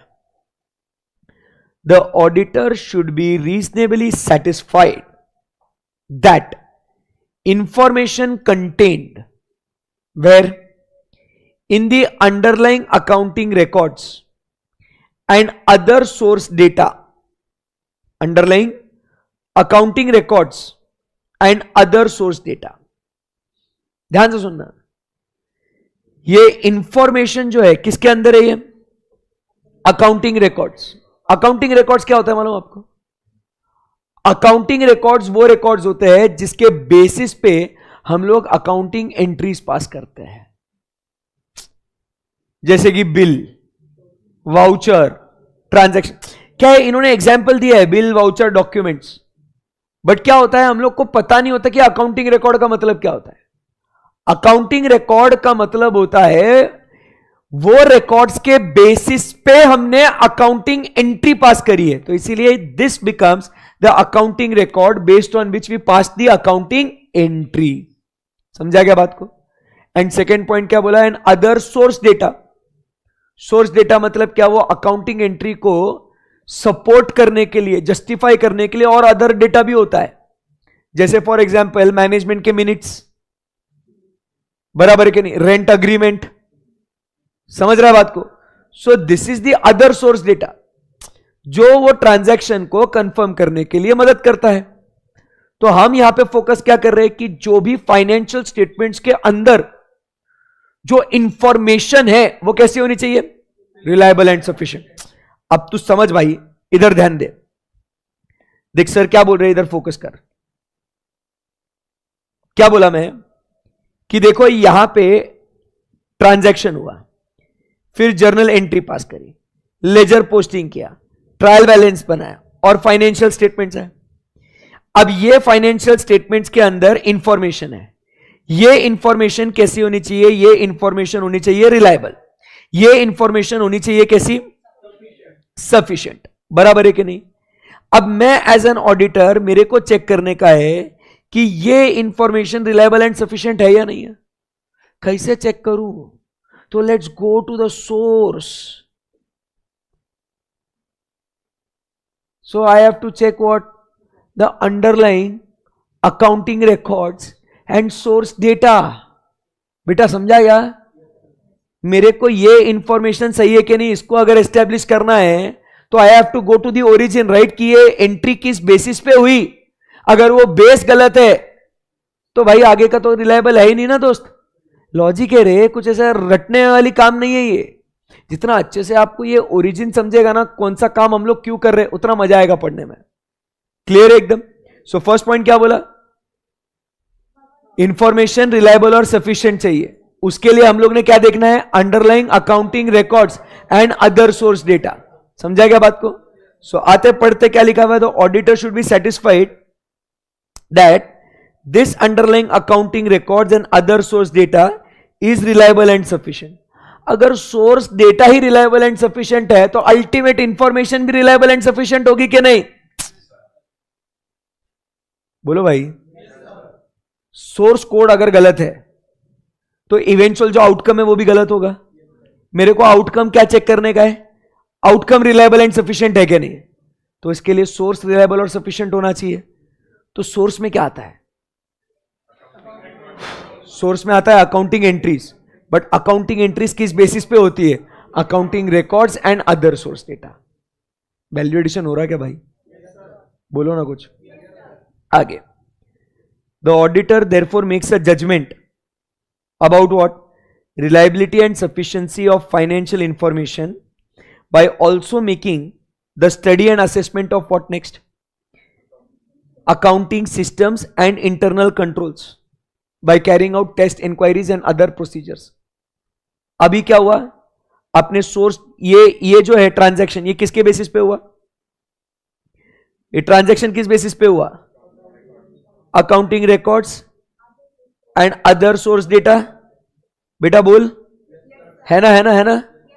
बट अब मुझे एक बात बता सर, सही में बता रहा हूं sir, accounting record source data एकदम बराबर है, वो रिलायबल और सफिशिएंट है। बट सर दिक्कत कहां होगी मालूम है क्या? ये जब हम लोग एंट्रिया पास कर रहे थे ना, एंट्रिया पास कर रहे थे ना सर, तब क्या हुआ ना, तब गलतियां हो रही थी, तब प्रॉब्लम हो रहा था, वहां पे हमारे कंट्रोल्स बेकार थे। अब वो अकाउंटेंट को साले को बोला था कि रोज का काम रोज करा कर। अब वो क्या कर रहा है? एक एक हफ्ते भर का ट्रांजैक्शन इकट्ठा करता था और फिर बोलता था सर एक दिन बैठ के सारी एंट्रियां पंच करूंगा। सही है ना? अब ऐसे चक्कर में क्या हो गया? उससे हो गया एरर ऑफ ओमिशन। अब वो सोर्स डेटा जो है वो रिलायबल है, वो सब कुछ बराबर है, बट अब मुझे बता तुम्हारा इवेंचुअल ये इंफॉर्मेशन ये गलत क्यों हुआ? क्योंकि जो एंट्रीज पास करने के लिए जो कंट्रोल लगा गया था, जो अकाउंटिंग सिस्टम है वो कंट्रोल है, वो आपका गड़बड़ा गया ना भाई। अब जो तुम्हारा कंट्रोल अगर हिल जाता है तो क्या हो जाएगा? आपकी एंट्री गलत हो जाएगी। एंट्री गलत हो जाएगी तो फाइनेंशियल इंफॉर्मेशन जो उसका रिजल्टिंग फैक्टर है वो गलत हो जाएगा। तो वापस से अगर मुझे ये जो मेन चीज है इंफॉर्मेशन, ये रिलायबल एंड सफिशिएंट है, अगर वो चेक करना है तो मेरे को क्या देखना पड़ेगा? अकाउंटिंग रिकॉर्ड और अदर सोर्स डेटा, वो तो चेक करना ही करना है कि वो रिलायबल एंड सफिशिएंट है या नहीं। उसके साथ साथ ये एंट्रीज पास करने के लिए जो अकाउंटिंग सिस्टम और इंटरनल कंट्रोल है वो सही से काम कर रहा है कि नहीं, वो भी चेक करना पड़ेगा। क्योंकि अगर इंटरनल कंट्रोल वीक है तो मिसस्टेटमेंट्स होना तय है भाई। समझा क्या बात को? सो एज एन ऑडिटर मुझे बताइए क्या करूंगा? I will do the study and assessment of accounting systems and internal control. और इसीलिए जब हम लोग ऑडिट प्लान करते हैं, बराबर है, उसके बाद परफॉर्म करते हैं, तो आपने सुना होगा एसे नंबर 315 में करते क्या हम लोग? We identify and assess the risk of material misstatement by understanding the entity, its environment including internal control. काय को समझते हैं इंटरनल कंट्रोल को? काय को समझते हैं इंटरनल कंट्रोल को? क्योंकि अगर इंटरनल कंट्रोल बेकार है तो आगे नहीं भी चेक किया तो भी समझ में आता कि भाई गलतियां होनी है। समझ में आएगा आपको? ऐसा पॉइंट है। Are we good? तो फर्स्ट पॉइंट हमने क्या चेक किया, हमारे स्कोप में क्या आता है? फर्स्ट पॉइंट सारे एस्पेक्ट्स जो अपने फाइनेंशियल स्टेटमेंट्स के रेलेवेंट है वो सबको इंक्लूड करना है। बोलो हाँ या ना? बेस्ट है। उसमें सेकंड पॉइंट क्या बोलता है? वो फाइनेंशियल स्टेटमेंट्स के अंदर जो फाइनेंशियल इंफॉर्मेशन है वो रिलायबल और सफिशिएंट होनी चाहिए। कैसे देखूंगा रिलायबल एंड सफिशिएंट है कि नहीं है? तो जो अभी आपको लॉजिकली समझ में आ रहा है, भाई मेरे को ये काम करना है। देखो इसको है ना, तुम जब भी ऑडिट पढ़ रहे हो ना, इसको बर्डन समझ के मत पढ़ना, इसको रटना है या बहुत थेरी है ऐसा चिक चिक मत करना है। आपको समझना है कि ये प्रैक्टिकली आपको ये काम करना है। यू लिव दिस प्रोसेस कि when you are, imagine that you are going to the client's place, you have to see that this entry जो है ना ये रिलायबल सफिशिएंट है कि नहीं है। तो आप क्या करोगे, उसको लॉजिकली आप बोलोगे भाई इसका जो अकाउंटिंग रिकॉर्ड है, सोर्स डेटा है वो बता, और जब ये एंट्रीज पास हो रही थी तो उस समय पे कौन से कंट्रोल्स लगे थे वो बता। अगर वो एंट्री का सोर्स डेटा सही है, इंटरनल कंट्रोल सही है, तो आगे का सब सही है, नहीं तो खत्म। समझा? आगे बढ़े यहां से। चलो थर्ड पॉइंट, चार्ट हेल्प हो रहा है उसका? सही है ना एकदम? अब third point, proper disclosure of financial information. अब डिस्क्लोजर कैसा होगा, हमको चेक करने का कि प्रॉपर डिस्क्लोजर है, बट प्रॉपर कब बोलेंगे, प्रॉपर कब बोलेंगे? तो भाई वो क्या बोलता है, check the applicable statutory requirements. क्या देखना है? स्टैट्यूटरी रिक्वायरमेंट्स देखना है ना। समझा क्या बात को? लॉ ने बोला आपको कोई डिस्क्लोजर करना है तो करना पड़ेगा। जैसे for example calls in arrears दिखाना पड़ता है क्या अलग से? डायरेक्टर से जनरल पब्लिक से कॉल्स इन अरियर्स दिखाना पड़ता है, दिखाएंगे। समझा क्या बात को? जो स्टैट्यूटरी रिक्वायरमेंट है वो दिखाना पड़ेगा। ऑडिटर्स रेम्यूनरेशन अलग से दिखाना पड़ता है, डिप्रिसिएशन अलग से दिखाना पड़ता है, किसी और अदर एक्सपेंस में उसको क्लब नहीं कर सकते। समझा क्या बात को? तो जो आपको कानून के द्वारा कोई भी चीज आपको डिस्क्लोज करने बोली है, आपको वो करना है, बात खत्म हो गई। समझ में आया आपको?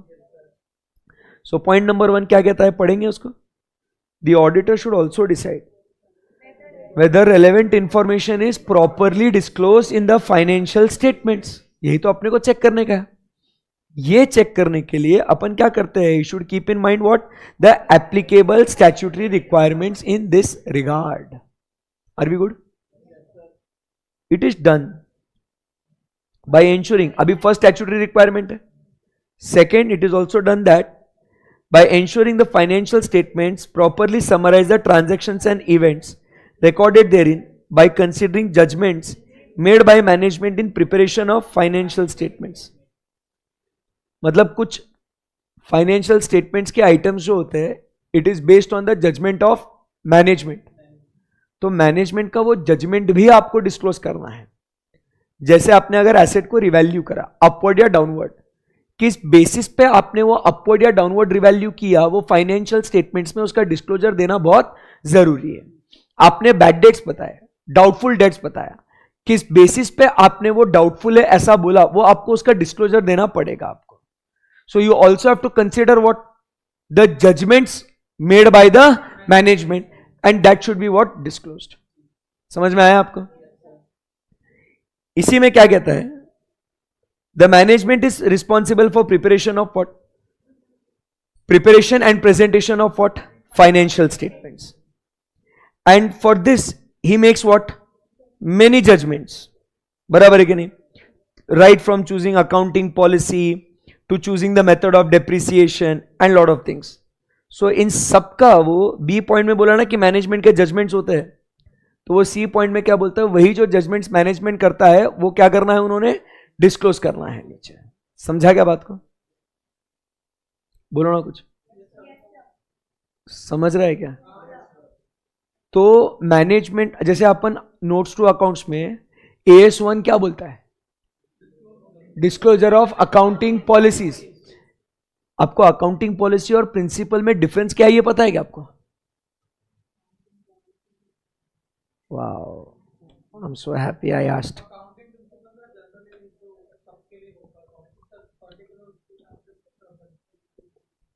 Principles are universal. Out of the principles that we select becomes our policy। SLM, WDV, sinking fund, depreciation, अलग अलग मेथड्स है ना, ये अलग अलग प्रिंसिपल्स है। उसमें से तुम क्या सिलेक्ट करते हो वो बनती है तुम्हारी पॉलिसी। समझा क्या बात को? तो इसीलिए AS1 ये नहीं बोलता है कि you have to disclose the accounting principles, but वो बोलता है you disclose the accounting policy, क्योंकि हर एक का अलग अलग मतलब प्रिंसिपल्स अलग अलग होंगे, बट तुम जो सिलेक्ट करोगे वो हमें क्या मालूम तुम क्या सिलेक्ट करोगे। तो इसके लिए AS1 बोलता है नोट्स टू अकाउंट्स में डिस्क्लोजर दो कि तुमने कौन से पॉलिसीज को सिलेक्ट किया है, तो वो प्रॉपर डिस्क्लोजर होना चाहिए। समझा क्या बात को? और सिर्फ है ना डिस्क्लोजर नहीं, उसके साथ साथ वो क्या होना चाहिए, उसका कंसिस्टेंट सिलेक्शन और एप्लीकेशन होना चाहिए। Going concern consistency. तो जो भी आप अकाउंटिंग पॉलिसीज यूज कर रहे हो वो ईयर आफ्टर ईयर वो आपने क्या करना चाहिए, कंसिस्टेंटली उसको यूज करना चाहिए। उसका भी डिस्क्लोजर देना है कि these accounting policies have been consistently applied, and अगर उसमें कहीं चेंजेस होते हैं तो वो चेंजेस आपने क्या किए उसका इफेक्ट वो भी आपको डिस्क्लोज करना पड़ता है। तो यही प्रॉपर डिस्क्लोजर की बात आ रही है। तो हमें देखना है कि सारे जो फाइनेंशियल स्टेटमेंट्स के अंदर जो इंफॉर्मेशन है वो प्रॉपरली डिस्क्लोज होनी चाहिए। वो डिस्क्लोजर के लिए आपने पहले कंसीडर करना है स्टैट्यूटरी रिक्वायरमेंट्स, दूसरा आपने कंसीडर करना है मैनेजमेंट के जजमेंट्स। वो मैनेजमेंट के जजमेंट्स आपने जो अकाउंटिंग पॉलिसी सिलेक्ट अप्लाई करने में होते हैं वो आपने डिस्क्लोज करने चाहिए। क्लियर एकदम? Yes sir.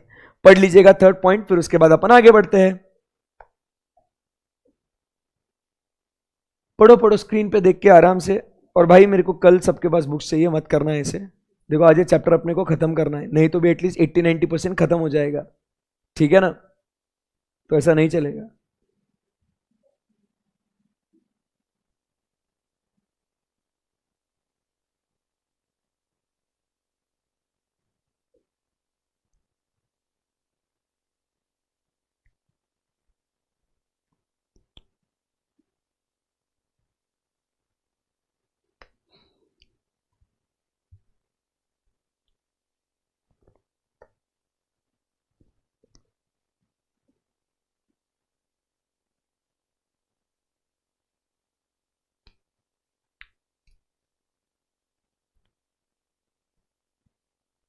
ओके, सो कौन सा क्वेश्चन खत्म किया अपन ने?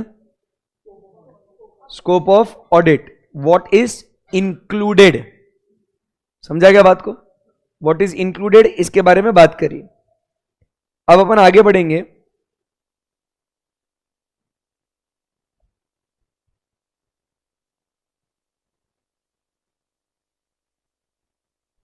अब चर्चा करेंगे what is not included. Simple ना एकदम, चैप्टर खत्म है आज, सही में बता रहा हूं। तो क्या क्या हुआ, हम लोग आए, वापस से आपको रिवीजन में रिवीजन कराता हूं। हम लोग आए, हमने बात करी objective of audit as per एसे 200 क्या है, obtain reasonable assurance and to report and communicate as per the assess, बराबर है। सो रीजनेबल अश्योरेंस में हमने देखा रीजनेबल और एब्सोल्यूट में डिफरेंस क्या होता है। हमने बोला एब्सोल्यूट हम लोग नहीं दे सकते क्योंकि उसके अंदर इनहेरेंट लिमिटेशंस है, बराबर है कि नहीं? क्या है? इनहेरेंट लिमिटेशंस है। तो वो हमने 5 पॉइंट इनहेरेंट लिमिटेशन के स्टडी करे। फिर हम लोग आए, हमने बात करी अबाउट रीजनेबल एश्योरेंस देना है तो हमारे ऑडिट में स्कोप में क्या क्या कवर होता है। तो all the aspects relevant to financial statements, बराबर है। उसमें जो फाइनेंशियल इंफॉर्मेशन है वो होनी चाहिए रिलायबल एंड सफिशिएंट, और उसके बाद it should be properly disclosed. तो वो रिलायबल एंड सफिशिएंट है कैसे एस्टैब्लिश करेंगे, और वो रिलायबल एंड प्रॉपरली डिस्क्लोज है वो कैसे एस्टैब्लिश करेंगे। इतना पढ़ा, ये बात थी अपने स्कोप में क्या क्या चीजें कवर होगी। अब बात करेंगे व्हाट इज नॉट। सीक्वेंस समझ में आ रहा है कैसे? ऐसे ही पढ़ना होता है। What is not included, 2 point है। Auditor is not expected to perform duties outside the scope of his competence. जो उसको जितना नॉलेज है उतना ही उसने काम करना है। जो उसके कॉम्पिटेंस या नॉलेज बेस के बाहर है वो काम उसने नहीं करना चाहिए, वो उसके स्कोप में नहीं आता है। समझ रहे बात को? जैसे for example try to understand, मैं स्टॉक ऑडिट करने गया। क्या करने गया? मैं स्टॉक ऑडिट करने गया। एक ऐसी एंटिटी का स्टॉक ऑडिट कर रहा था मैं जिनका क्या है, वो एसेंस एक्सट्रैक्ट करते हैं वो लोग। क्या करते हैं वो? Essence, fruits, flowers, essence extract करते हैं। एसेंस बनाने वाली कंपनी थी। तो वो एसेंस है ना ऐसा डीप फ्रीज में स्टोरेज में रखा हुआ था। अब मैं गया ऑडिट करने के लिए, स्टॉक ऑडिट करने के लिए, थर्मल जैकेट्स वगैरह पहने, बराबर वो कोल्ड स्टोरेज में एंटर किया, और ऐसा मान लो ये ऐसा वाइट कलर का, ऐसे ये पानी जैसा ही वो ऐसा रखा हुआ है ऐसे। वो हमको बोल रहा है sir this is vanilla essence. ठीक है ना, ये एसेंस एक्सट्रैक्ट किया हमने, मुझे बताओ ये सही में वैनिला एसेंस है या पानी है?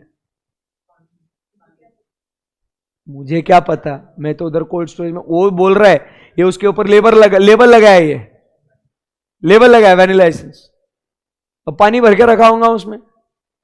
साला मेरे को क्या मालूम? तो क्या करना मैंने फिर? एक्सेप्ट कर लूं? यस कैसे यस? ऐसे कैसे?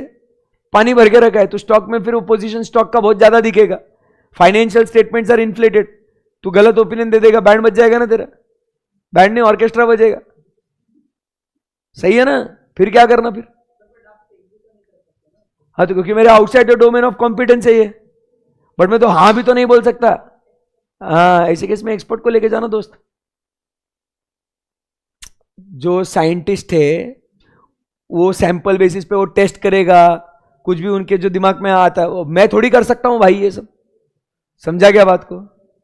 तो मेरा वो एरिया ही नहीं है तो मैं उसको नहीं कर सकता, सो मेरे को असिस्टेंस लेना पड़ेगा एक्सपर्ट का, बराबर है कि नहीं? So the auditor is not expected to perform duties which are falling outside the scope of his competence. दूसरा जैसे हमने इनहेरेंट लिमिटेशन में पढ़ा, डॉक्यूमेंट दिया आपको कोई, वो बोल रहे अभी ऑडिटर जेन्युइन है के फोर्ज्ड है, मैं कैसे बता सकता भाई ये सिग्नेचर जेन्युइन है के फोर्ज्ड है? मैं क्या कैलीग्राफी एक्सपर्ट है क्या? मेरे को आता है क्या हैंडराइटिंग रीड करने को, समझने को? नहीं आता भाई मेरे को, मैं कैसे बताऊंगा कि ये जेन्युइन है कि नहीं है? तो that is again outside the domain of my competence. तो ये चीजें आपको नहीं करनी है, समझ में आएगा आपको? ये आपके इसमें नहीं आता है। सेकेंड पॉइंट क्या बोलता है? अगेन आपके स्कोप में क्या नहीं आता है? Audit is not an official investigation into alleged wrongdoings. alleged wrongdoings में इन्वेस्टिगेशन करना आपका काम नहीं है। मैं ऑडिटर है, आएगा ऑडिट करेगा, चेक करेगा, ओपिनियन देगा, बात खत्म। इन्वेस्टिगेशन करना मेरा काम नहीं है, बराबर है कि नहीं? He does not have the specific legal powers of search or recording statements of witness on oath which may be necessary for carrying out what? Official investigation. You understand examining on oath का मतलब क्या होता है? मैं गीता के sir पे नहीं, sorry, Gita के ऊपर हाथ रख के कसम खाता हूं कि मैं जो भी कहूंगा सच के सिवा कुछ नहीं कहूंगा। ऐसा वो सिर्फ है ना, इन्वेस्टिगेशन जब करते हैं उन्हीं को पावर होता है ऐसा, टू एग्जामाइन ऑन ओथ। या तो सर्च का पावर मतलब क्या? रेड मारना। रेड मारते तो कैसा वो कुछ भी तोड़ फोड़ करते। अभी जैसे बीच में जो रेड मारा था उन्होंने, पता है ना, वो कोई एक पॉलिटिशियन के इधर, हाँ, कितने करोड़ रुपए मिले थे उनको, गोल्ड भी मिला, बिस्किट्स, कैश भी मिला, कितना कुछ मिला। तो आप समझिए ये सब कुछ कर सकते। दीवार वीवार तोड़ के नहीं मिला, कोई बात नहीं, बाद में रिपेयर कर लेना भाई, वो दीवार वीवार भी तोड़ लेंगे भाई। नहीं मिला तो ओके, कोई बात नहीं, हम तोड़ के चले गए। तो ऐसा ऑडिटर कर सकता है क्या? नहीं। तो that is not covered in our scope. So audit is not an investigation. समझा? तो अपने स्कोप में क्या आता है ये समझ में आया आपको? बराबर है। अब आप क्या करेंगे, इधर जो अपन ने चार्ट बनाया ना, तो आप क्या करेंगे, उसके नीचे एक ऐसा ब्रैकेट डालेंगे और फिर लिखेंगे व्हाट इज नॉट कवर्ड, और फिर ये 2 पॉइंट्स लिखेंगे। वही जो चार्ट आपने अभी बनाया ना, नहीं समझ रहा क्या? बोलूंगा मैं, अरे ये जो बनाया ना ऐसे, इधर क्या करेंगे, ऐसे ऐसे ब्रैकेट डालेंगे ऐसे, और इधर ऐसे लिखेंगे ना, पहले ऊपर लिखेंगे इधर कि व्हाट इज नॉट कवर्ड करके, समझा गया? और फिर ऐसे 2 एरोज बनाएंगे कि क्या कवर नहीं होता है। तो वो एक साथ आपको पता रहेगा कि what is in the scope and what is not in the scope. So what is not in the scope, outside the domain of the competence. Clear एकदम. एंड दूसरा पॉइंट क्या बोला? It is not an official investigation. ठीक है, तो वो 2 point लिख दो. सो आपको रेडीमेड आपको मिलेगा कि what is covered and what is not covered. सही है एकदम. ओके. अब मॉड्यूल में इसके ऊपर एक बहुत ही बढ़िया क्वेश्चन है. क्वेश्चन ये है कि एक कंपनी ने एनवायरमेंटल लॉज को ब्रेक किया और उस वजह से उनको लाइबिलिटीज आने वाली है. एनवायरमेंटल लॉज को ब्रेक करके एनवायरमेंटल लाइबिलिटीज आएंगी. मैनेजमेंट ने उसको डिस्क्लोज नहीं किया है. Auditor wants to verify but is asking you whether it falls within the scope of the audit और नॉट. उसका डिस्क्लोजर हुआ या नहीं हुआ वो चेक करने का है. And he wants to know whether ये आपके कवरेज क्षेत्र में आता या नहीं आता, whether it falls with in your scope. बहुत भारी क्वेश्चन है.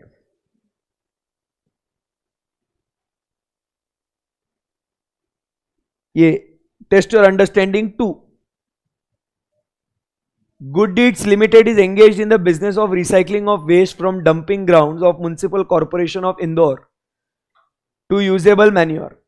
It is in this way also helping to make city clean. During the course of audit by ZOA and ZOA, a firm of auditors is observed by the auditors that company has received a notice from Central Bench of National Green Tribunal for not following certain environmental regulations involving imposition of a hefty monetary penalty on the company.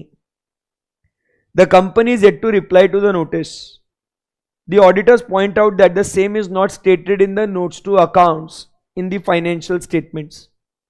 The company points out that auditors are going beyond the scope of their work. Company बोल रहा है तुम है ना हैसियत में रहो, ज्यादा तेज मत चलो. समझा गया? तो फिर वो आपको पूछ रहे does such a matter fall with in the scope of audit. ये ऐसे मेरे को टेस्ट योर अंडरस्टैंडिंग आपसे लिख के चाहिए रोजाना. जितना जितना कॉन्सेप्ट हुआ ना, ये ऐसे केस स्टडीज आते हैं. बच्चा इमोशनल होता है, उसको पता ही नहीं चलता लिख के क्या आना है. अपने आप अटेम्प्ट दिया ना, केस स्टडीज देखा ना अपने, ऐसे ही आते. बच्चा हैंग होता है, टॉपिक कौन सा रिलेट करना है यहाँ पे. तो ये सब पढ़ना है तो आपको समझ में आएगा. अब बताओ क्या है इसका आंसर? हाँ आएगा ना कि नहीं आएगा? तो आंसर कैसे लिखेंगे इसका? आएगा. Very good. आदत हो गई ना सर इंस्टाग्राम पे स्नैपचैट पे सिर्फ 1-2 लाइन लिखने की. आएगा. एग्जाम में लिख के आएंगे. एग्जाम में बच्चे क्या करते फिर? फैक्ट्स लिखेंगे मस्त ऐसा, यही पूरा छापेंगे. ठीक है ना. एंड फिर बोलेंगे कि ये डिस्क्लोजर करना चाहिए, it is in the scope of audit. Conclusion वही वापस छाप देंगे. क्या लिखेंगे? अपन ने पूरा what is the scope of audit. इधर देखो आपने क्या करना है, इसमें आपने आइडेंटिफाई करना है कि आपको क्वेश्चन देखो पूरा जो है ना वो एनवायरमेंटल लॉज एंड ऐसा वैसा वो बहुत बकर करते हैं क्वेश्चन में.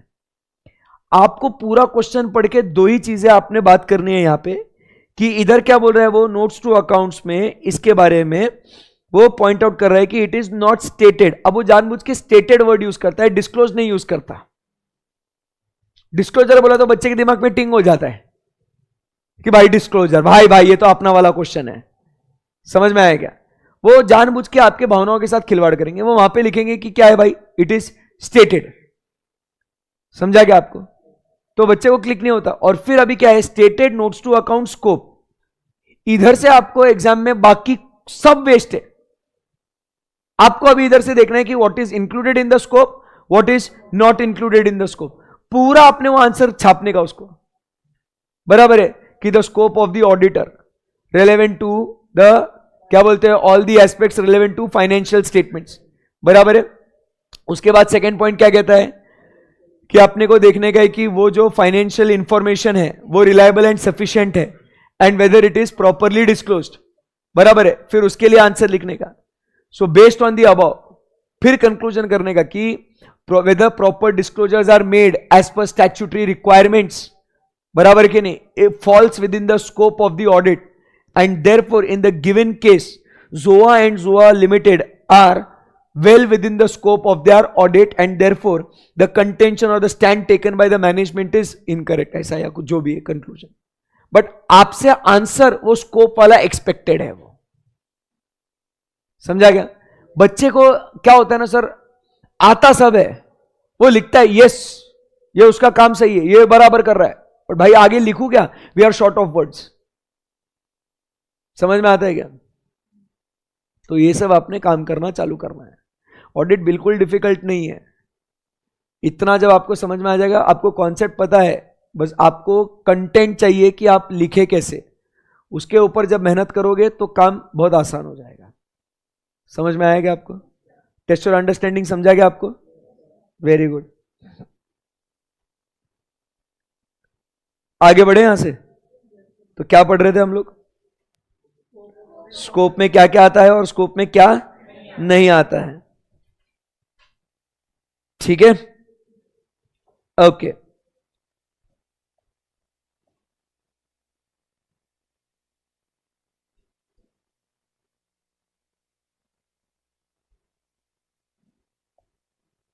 चलो तो चैप्टर खत्म करें.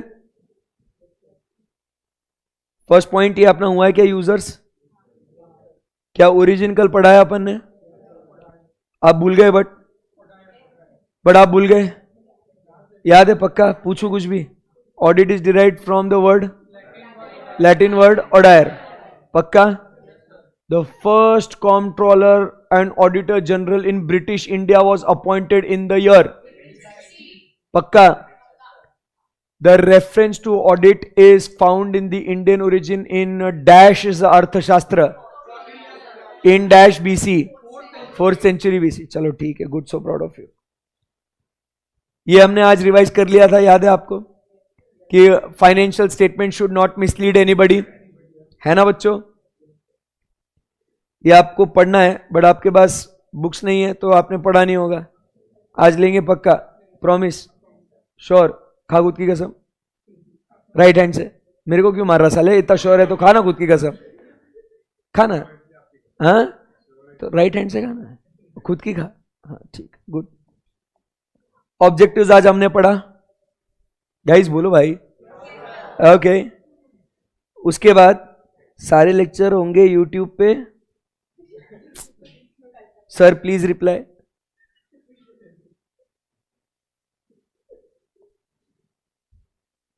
मेरी बीवी बच्चे है, घर में बूढ़े माँ बाप है, ठीक है ना? 2 वक्त का खाना खाना होता है.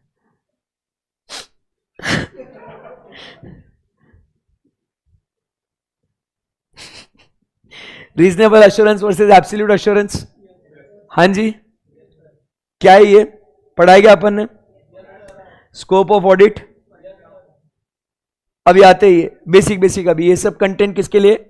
ट्रू एंड फॉल्स के लिए कंटेंट है ये, ठीक है? ध्यान दीजिएगा. What is historical financial information? What is historical financial info? कल बात हुई थी ना, नाम आया था ना इसका. बस आज इसका डेफिनेशन पढ़ना है. मतलब आपको इतना मजा आएगा कि वाह यार क्या बनाया है सिलेबस. देखो डिफिकल्ट कितना है, इसलिए बोल रहा हूं एडमिशन जल्दी लो. देखो क्या लिखा हुआ है यहां पे.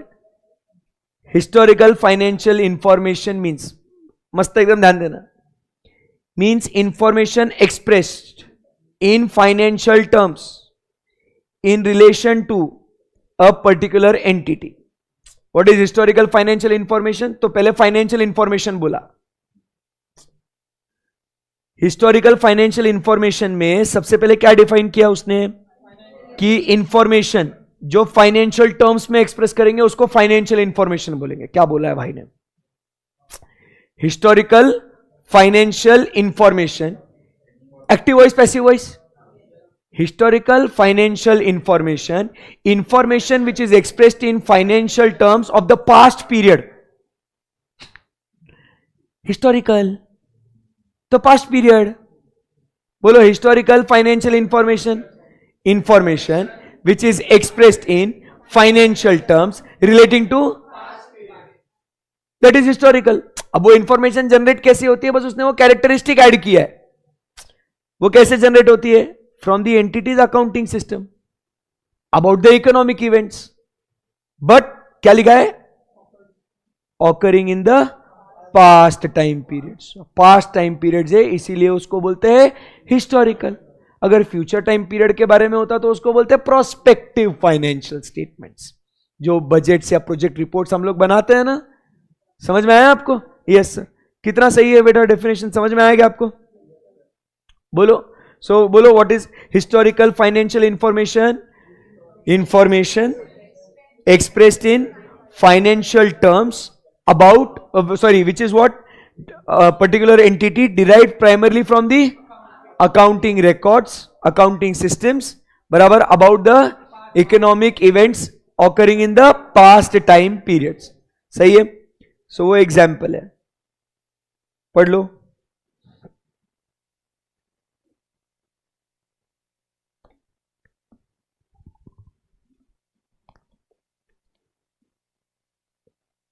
हो गया? Since financial statements are prepared on historical financial information, तो बोलो ऑडिट किस पे होगा? Historical financial. कितना भारी है। स्कोप हो गया क्या अपना? अभी अपन बात करेंगे ऑडिट वर्सेस इन्वेस्टिगेशन। आज तो ऐसे हमने बात करी कि ऑडिट इज नॉट इन्वेस्टिगेशन, बराबर है कि नहीं? तो इसीलिए इनहेरेंट लिमिटेशन भी है और इन्वेस्टिगेशन करना ये अपने स्कोप में भी नहीं आता है। ऐसे दो पॉइंट्स बात करी ना आज। तो बस क्या लिखा हुआ है पढ़ते हैं। डिफरेंस के लिए आपको क्वेश्चन आएगा, तो बस एकदम जनरल आपको जो आता है वो, जैसे कल कहा, लेट लेट के उसको लिखना है। पढ़ा हुआ होना बहुत जरूरी है। Audit is distinct. डिस्टिंक्ट मतलब डिफरेंट और सेपरेट। डिस्टिंक्ट मतलब क्या? डिफरेंट और separate from what? Investigation. Investigation मतलब इज क्रिटिकल एग्जामिनेशन। क्रिटिकल मतलब एकदम बारीकी से, डिटेल में, इन डेप्थ, पूरा एंड टू एंड चेक करना, उसको क्या बोलते हैं? इन्वेस्टिगेशन। कुछ नहीं छोड़ना। इन्वेस्टिगेटर्स कैसे होते हैं, वो कुछ भी उनको मतलब सुराग मिलता है ना, तो उसको पूरा उसके जड़ तक पहुंचते हैं, उसके एंड तक पहुंचते हैं, पूरा सब चीजें चेक करते हैं। That is investigation. It is done with what? Special purpose. Investigation is carried out with what? Special purpose. कहीं फ्रॉड डिटेक्ट करना है क्या? कहीं रेवेन्यू लीकेज हो रहा है उसको डिटेक्ट करना है क्या? कहीं वेस्टेज हो रहा है वो डिटेक्ट करना है क्या? तो इन्वेस्टिगेशन जो होता है ना, एक स्पेसिफिक एरिया में करते हैं हम लोग विथ अ स्पेसिफिक गोल। जैसे फॉर एग्जांपल मैं आपसे बोलूंगा कि यार क्या बोलते हैं, हमारे ऑर्गेनाइजेशन में प्रोडक्शन में है ना यार, बहुत रॉ मटेरियल का वेस्टेज जनरेट हो रहा है यार, कुछ करना पड़ेगा। क्या बोलोगे आप? ऑडिट कराओ सर। आप क्या बोलोगे? सर इन्वेस्टिगेट कराओ कि क्यों वेस्टेज ज्यादा हो रहा है। समझ में आ रहा है आपको? आप क्या कराओगे? इन्वेस्टिगेशन कराओगे कि कितना रॉ मटेरियल लगना चाहिए, standard, actual, difference, then investigate the causes for the difference. Normal loss को कंसिडर करेंगे, उसमें कॉस्टिंग में पढ़ते ना अपन ये सब, नॉर्मल लॉस, एबनॉर्मल लॉस। तो ये सब बातें जो है हमने क्या करना चाहिए? इसको हमने कंसीडर करना चाहिए। सो that is done with a special purpose कि आप लोग आए हो एक कोई चीज को, उसके तहकीकात, उसको भाई फ्रॉड हुआ है, ये फ्रॉड किसने किया है, ये पता लगाने के लिए हम लोग क्या करेंगे? इन्वेस्टिगेशन। हम ये थोड़ी बोलेंगे ऑडिट करना है करके। समझ में आया क्या आपको? So audit is different from investigation. Investigation is a critical examination done with a special purpose. For example, if fraud is suspected and is specifically called upon to check the accounts कि सही में fraud हुआ या नहीं, इसको क्या बोलेंगे अपन? Investigation. The objective of audit on the other hand has been already discussed. Exam में ऐसा मत लिख के आना, has been already discussed. तो आपको ये ऐसा ऑब्जेक्टिव जो है ये आपको लिख के आना ही है, ये नहीं लिख के आना, बट आपको पता है वो क्या है ऑब्जेक्टिव। ये वाला ये कट कर देना है ये अपने को ऐसा, बट क्या है objective? That we have to obtain what? Reasonable assurance that financial statements are free from material misstatements and to communicate and report as per the SS. समझा क्या बात को? सो ऑडिट का ऑब्जेक्टिव और इन्वेस्टिगेशन का ऑब्जेक्टिव दोनों में क्या बोला है? इसका ऑडिट का क्या है? जनरल है, और इसका क्या है? स्पेसिफिक और नैरो है। टू द पॉइंट है ना इन्वेस्टिगेशन। ऑडिट मतलब क्या, सारे आइटम्स को अपन कवर करते हैं ना। समझा क्या बात को? ओके, इनहेरेंट लिमिटेशन हो गया क्या? बोलो भाई। What is engagement? हंसो मत। एंगेजमेंट मतलब देखो, जब भी हम लोग कोई काम करते हैं, कोई भी वर्क, ऑडिट का, रिव्यू का, रिलेटेड सर्विस, अश्योरेंस, एंगेज, उसको क्या बोलते हैं हम लोग? एंगेजमेंट। ऑडिट की दुनिया में या कोई भी अपने सीए फील्ड में हम लोग एंगेजमेंट मतलब सिंपल बात, we call engagement as what? A work, an assignment. जैसा अपन बोलते हैं ना असाइनमेंट। सो ऑफिस में जब आप जाओगे तो ऐसा चौक मत जाना, कोई बोलेगा आपको भाई मैं एंगेजमेंट पे जा रहा हूं, तो आप सोचोगे भाई किसकी एंगेजमेंट पे जा रहा, तो यार ऐसे सादे कपड़े में जा रहा है क्या एंगेजमेंट को? तैयार होके जा। एंगेजमेंट मतलब is going on a particular activity और अ टास्क। ऑडिट का एंगेजमेंट, रिव्यू का एंगेजमेंट। तो एंगेजमेंट मतलब अपन क्या बोलते हैं? It is what? The work. समझा क्या बात को? सो क्या लिखा हुआ है यहां पे? Engagement means there is an arrangement to do something. We have arranged something. Now it is what? Engaged. We are occupied. Now we are arranged to do something. In context of auditing, it is a formal agreement between the auditor and the client to provide the auditing services which takes shape in the form of engagement letter. Agreement मतलब पता है आपको क्या है? Offer, acceptance of offer becomes an agreement. When that agreement is enforceable by law, it becomes a contract. तो यहां पे क्या होता है? पहले क्लाइंट आता है, वो ऑफर करता है, फिर हम लोग वो ऑफर को एक्सेप्ट करते हैं, फिर उसको क्या बोलते हैं अपन? एंगेजमेंट। तो वो अग्रीमेंट हो गया। समझ में आया? बट उसको लिख के रखना पड़ेगा ना कहीं ना कहीं, तो it takes in the form of what? Engagement letter. A quick, क्या बोलते हैं उसको? Bite about this engagement letter. Engagement letter कौन बनाता है? ऐसा एग्जाम में क्वेश्चन है, तुम लोग पढ़ाई करे थे ना, एग्जाम दिए हो ना ऑडिट की? अभी खाएगा या बाद में खाएगा? कौन बनाएगा एंगेजमेंट लेटर? ऑडिटर बनाएगा। Engagement letter will be prepared by हूं?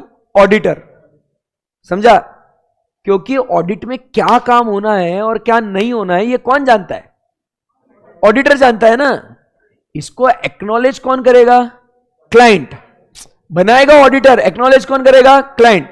दूसरा, अपॉइंटमेंट लेटर। अपॉइंटमेंट लेटर कौन देगा? क्लाइंट देगा। मैं थोड़ी अपने आप को अपॉइंट कर सकता हूं, चलो आज से I hereby appoint myself as the auditor of Reliance Industries Limited. नहीं हो पाएगा ना ये। पहले वो अपॉइंट करेंगे और फिर उसके बाद हम लोग क्या बनाएंगे? एंगेजमेंट लेटर की। ओके आप अपॉइंट कर रहे हो हमें, तो ठीक है अपॉइंटमेंट एक्सेप्ट करते हैं, बट उस एक्सेप्टेंस में पहले हम लोग ये काम करेंगे, वो आप अग्री करते हो तो बोलो, नहीं तो रहने दो फिर। समझा बात को? सो ये एग्जाम में ट्रू एंड फॉल्स के लिए बहुत इंपॉर्टेंट क्वेश्चन है, appointment letter versus engagement letter. Clear है एकदम? एक्सटर्नल ऑडिट एंगेजमेंट मतलब क्या बोलते हैं दोस्तों? अगर बाय लॉ हमें कोई भी ऑडिट करने के लिए बोला जाता है तो उसे हम लोग कहते हैं एक्सटर्नल ऑडिट एंगेजमेंट। दो टाइप के एंगेजमेंट होते हैं, एक इंटरनल और एक एक्सटर्नल। इंटरनल मतलब मैनेजमेंट को ऑर्गेनाइजेशन में लग रहा है कि कुछ काम जो है ना भाई बराबर से नहीं हो रहा है, जो मिडिल लेवल के लोग हैं वो पॉलिसीज को बराबर से इंप्लीमेंट नहीं कर रहे हैं। ध्यान दीजिएगा, क्या हो रहा है कि इधर जो है ना ये टॉप लेवल मैनेजमेंट है, फिर ये जो है ये मिडिल लेवल है, और ये जो है ये बॉटम लेवल है। टॉप लेवल मैनेजमेंट ने कंट्रोल्स बनाए। कंट्रोल्स को क्या किया इन्होंने? फॉर्म्युलेट किया। इधर इन्होंने क्या किया? इसको इंप्लीमेंट किया। और इधर ये लोग क्या करते हैं? इसको एग्जीक्यूट करते हैं बॉटम के। अब टॉप लेवल मैनेजमेंट को ना भाई चिंता सताई जा रही है कि यार ये जो मैंने इतने बढ़िया कंट्रोल जो बनाए हैं क्या ये सही से इंप्लीमेंट और सही से एग्जीक्यूट होंगे क्या। तो बोले टेंशन का को ले रहा, जाके चेक करना। तो टॉप लेवल मैनेजमेंट बोलता है कि मेरे पास इतना ही टाइम है क्या, मेरे को बिजनेस को ग्रो करने का है, मेरे को बिजनेस को नेक्स्ट लेवल लेके जाने का है। समझा क्या बात को। तो ऐसे केस में क्या हो जाएगा, मैं मैनेजमेंट दिमाग लगाता हूं और सोचता हूं एक काम करता हूं भाई, मेरे लिए ना एक व्यक्ति अपॉइंट कर देता हूं जो मेरे लिए चेक करेगा कि ये कंट्रोल्स इंप्लीमेंट बराबर से हुए या नहीं हुए, मेरे लिए चेक करेगा ये एग्जीक्यूट बराबर से हो रहे या नहीं हो रहे, और अगर इनमें कुछ प्रॉब्लम्स है तो मुझे वो सजेशंस भी दे देगा वो। तो he is working for the management, he is the person of management and he will be reporting to the management. मतलब ये तो अपना अंदर वाला हो गया ना, ये तो घर वाला हो गया ना ये तो इस एंगेजमेंट को क्या नाम देंगे, इंटरनल ऑडिट एंगेजमेंट। समझ में आया आपको। बट अभी वापस से आप समझिए कि इधर जो है ना ये अपने फाइनेंस मिनिस्टर, ठीक है ना, कौन इधर, फाइनेंस मिनिस्टर। हाँ जी बेटा, फाइनेंस मिनिस्टर ने क्या किया, इतना मस्त तो उन्होंने ना फाइनेंस एक्ट बनाया। अभी बनाएंगे ना वो फाइनेंस बिल आएगा फिर एक्ट होएगा उसको, वो बोला भाई ऐसे जो है ना ऐसे ऐसे लोगों को इतना टैक्स इनकम होगा तो इतना टैक्स भरने का, ये एग्जेम्पशन ये डिडक्शन, ऐसा बहुत भारी बनाया। बट इनको जो है ना फिर से एक है ना मन में डाउट है, एक संदेह है मन में कि ये यार इतना बढ़िया एक्ट बनाया बट लोग ईमानदारी से उतना टैक्स भरेंगे कि नहीं भरेंगे। अब दीदी को तो डाउट आया ना कि वो लोग बराबर से टैक्स भरेंगे या नहीं भरेंगे। तो इन्होंने क्या बोला, एक काम करते हैं भाई, मैं तो घर घर जाके चेक नहीं कर सकती कि लोग कितना इनकम कमा रहे और टैक्स बराबर से पे कर रहे कि नहीं। तो इन्होंने इसके अंदर सेक्शन 44A भी घुसेड़ दिया। क्या बोला कि जो जिन्हें ये सेक्शन एप्लीकेबल है उन्होंने क्या करना चाहिए, उन्होंने एक ऑडिटर को अपॉइंट करना चाहिए और ऑडिट करवाना चाहिए। समझा क्या बात को। अब मेरी इच्छा थी ऑडिट कराने की, नहीं मेरी इच्छा थी ऑडिट कराने की नहीं, बट मेरा वो प्रिस्क्राइब टर्नओवर एक्सीड हो गया, उस वजह से क्या हो गया भाई, मेरे को ऑडिट करवाना पड़ रहा है। अब मैं जबरदस्ती ऑडिट करवा रहा हूं, मेरी कोई इच्छा नहीं ऑडिट कराने की, जबरदस्ती ऑडिटर को फीस पे कर रहा हूं मैं, मेरी कोई इच्छा नहीं है बट मेरे को करवाना पड़ रहा है, मजबूरी है। ये किसने मजबूरी लगाई, मैं इंटरनली मैं खुद करवाना चाह रहा हूं या बाहर से कोई फोर्स कर रहा है मेरे को, बाहर से। इसको क्या बोलेंगे अपन, एक्सटर्नल ऑडिट। कंपनीज एक्ट बनाया भाई, कंपनीज एक्ट के सारे इतने रूल्स का कंप्लायंसेस हो रहा है या नहीं हो रहा है, इसके लिए क्या कंपनीज का भी ऑडिट होता है क्या, बराबर है कि नहीं। तो ये जो आप देख रहे हो इस एंगेजमेंट को अपन क्या बोलते हैं, एक्सटर्नल ऑडिट एंगेजमेंट, बराबर है। और इससे हम लोग जो यूजर्स है, बाहर वाले जो लोग है ना, अंदर वालों के लिए नहीं, जो बाहर लोग है ना उनका अश्योरेंस बढ़ाने के लिए यह कराया जाता है। समझा क्या बात को। कंपनीज एक्ट में ऑडिट क्यों होता है, क्योंकि जो शेयर होल्डर्स है उनको पता चले कि काम बराबर से हो रहा है या नहीं हो रहा। इनकम टैक्स में ऑडिट क्यों हो रहा है, जो गवर्नमेंट है उनको पता चले कि टैक्स बराबर से पे कर रहे हैं नहीं कर रहे। तो ये काम हम लोग बाहर वालों के लिए कर रहे हैं, इसीलिए इस एंगेजमेंट को क्या बोलते हैं, external audit engagement, because it is perform to enhance the confidence of the users which are outside the entity. उनको फोकस में रख के किया गया है। समझ में आएगा आपको। इंटरनल में क्या मैनेजमेंट के लिए कर रहे हैं हम लोग, मैनेजमेंट का भरोसा बढ़ाने के लिए कर रहे हैं हम लोग। तो प्राइमरी पर्पस क्या है, मैनेजमेंट। तो इसके लिए उसको बोलते हैं ये अंदर वालों के लिए काम हो रहा है, ये एक्सटर्नल मतलब बाहर वालों का भरोसा बढ़ाने के लिए। समझ में आया आपको। क्या लिखा है, purpose of external audit engagement is to enhance the degree of confidence of intended users of financial statements. Such engagements are also called as reasonable assurance engagement. और फिर एग्जाम्पल दिया है इन केस ऑफ कंपनीज। समझा गया।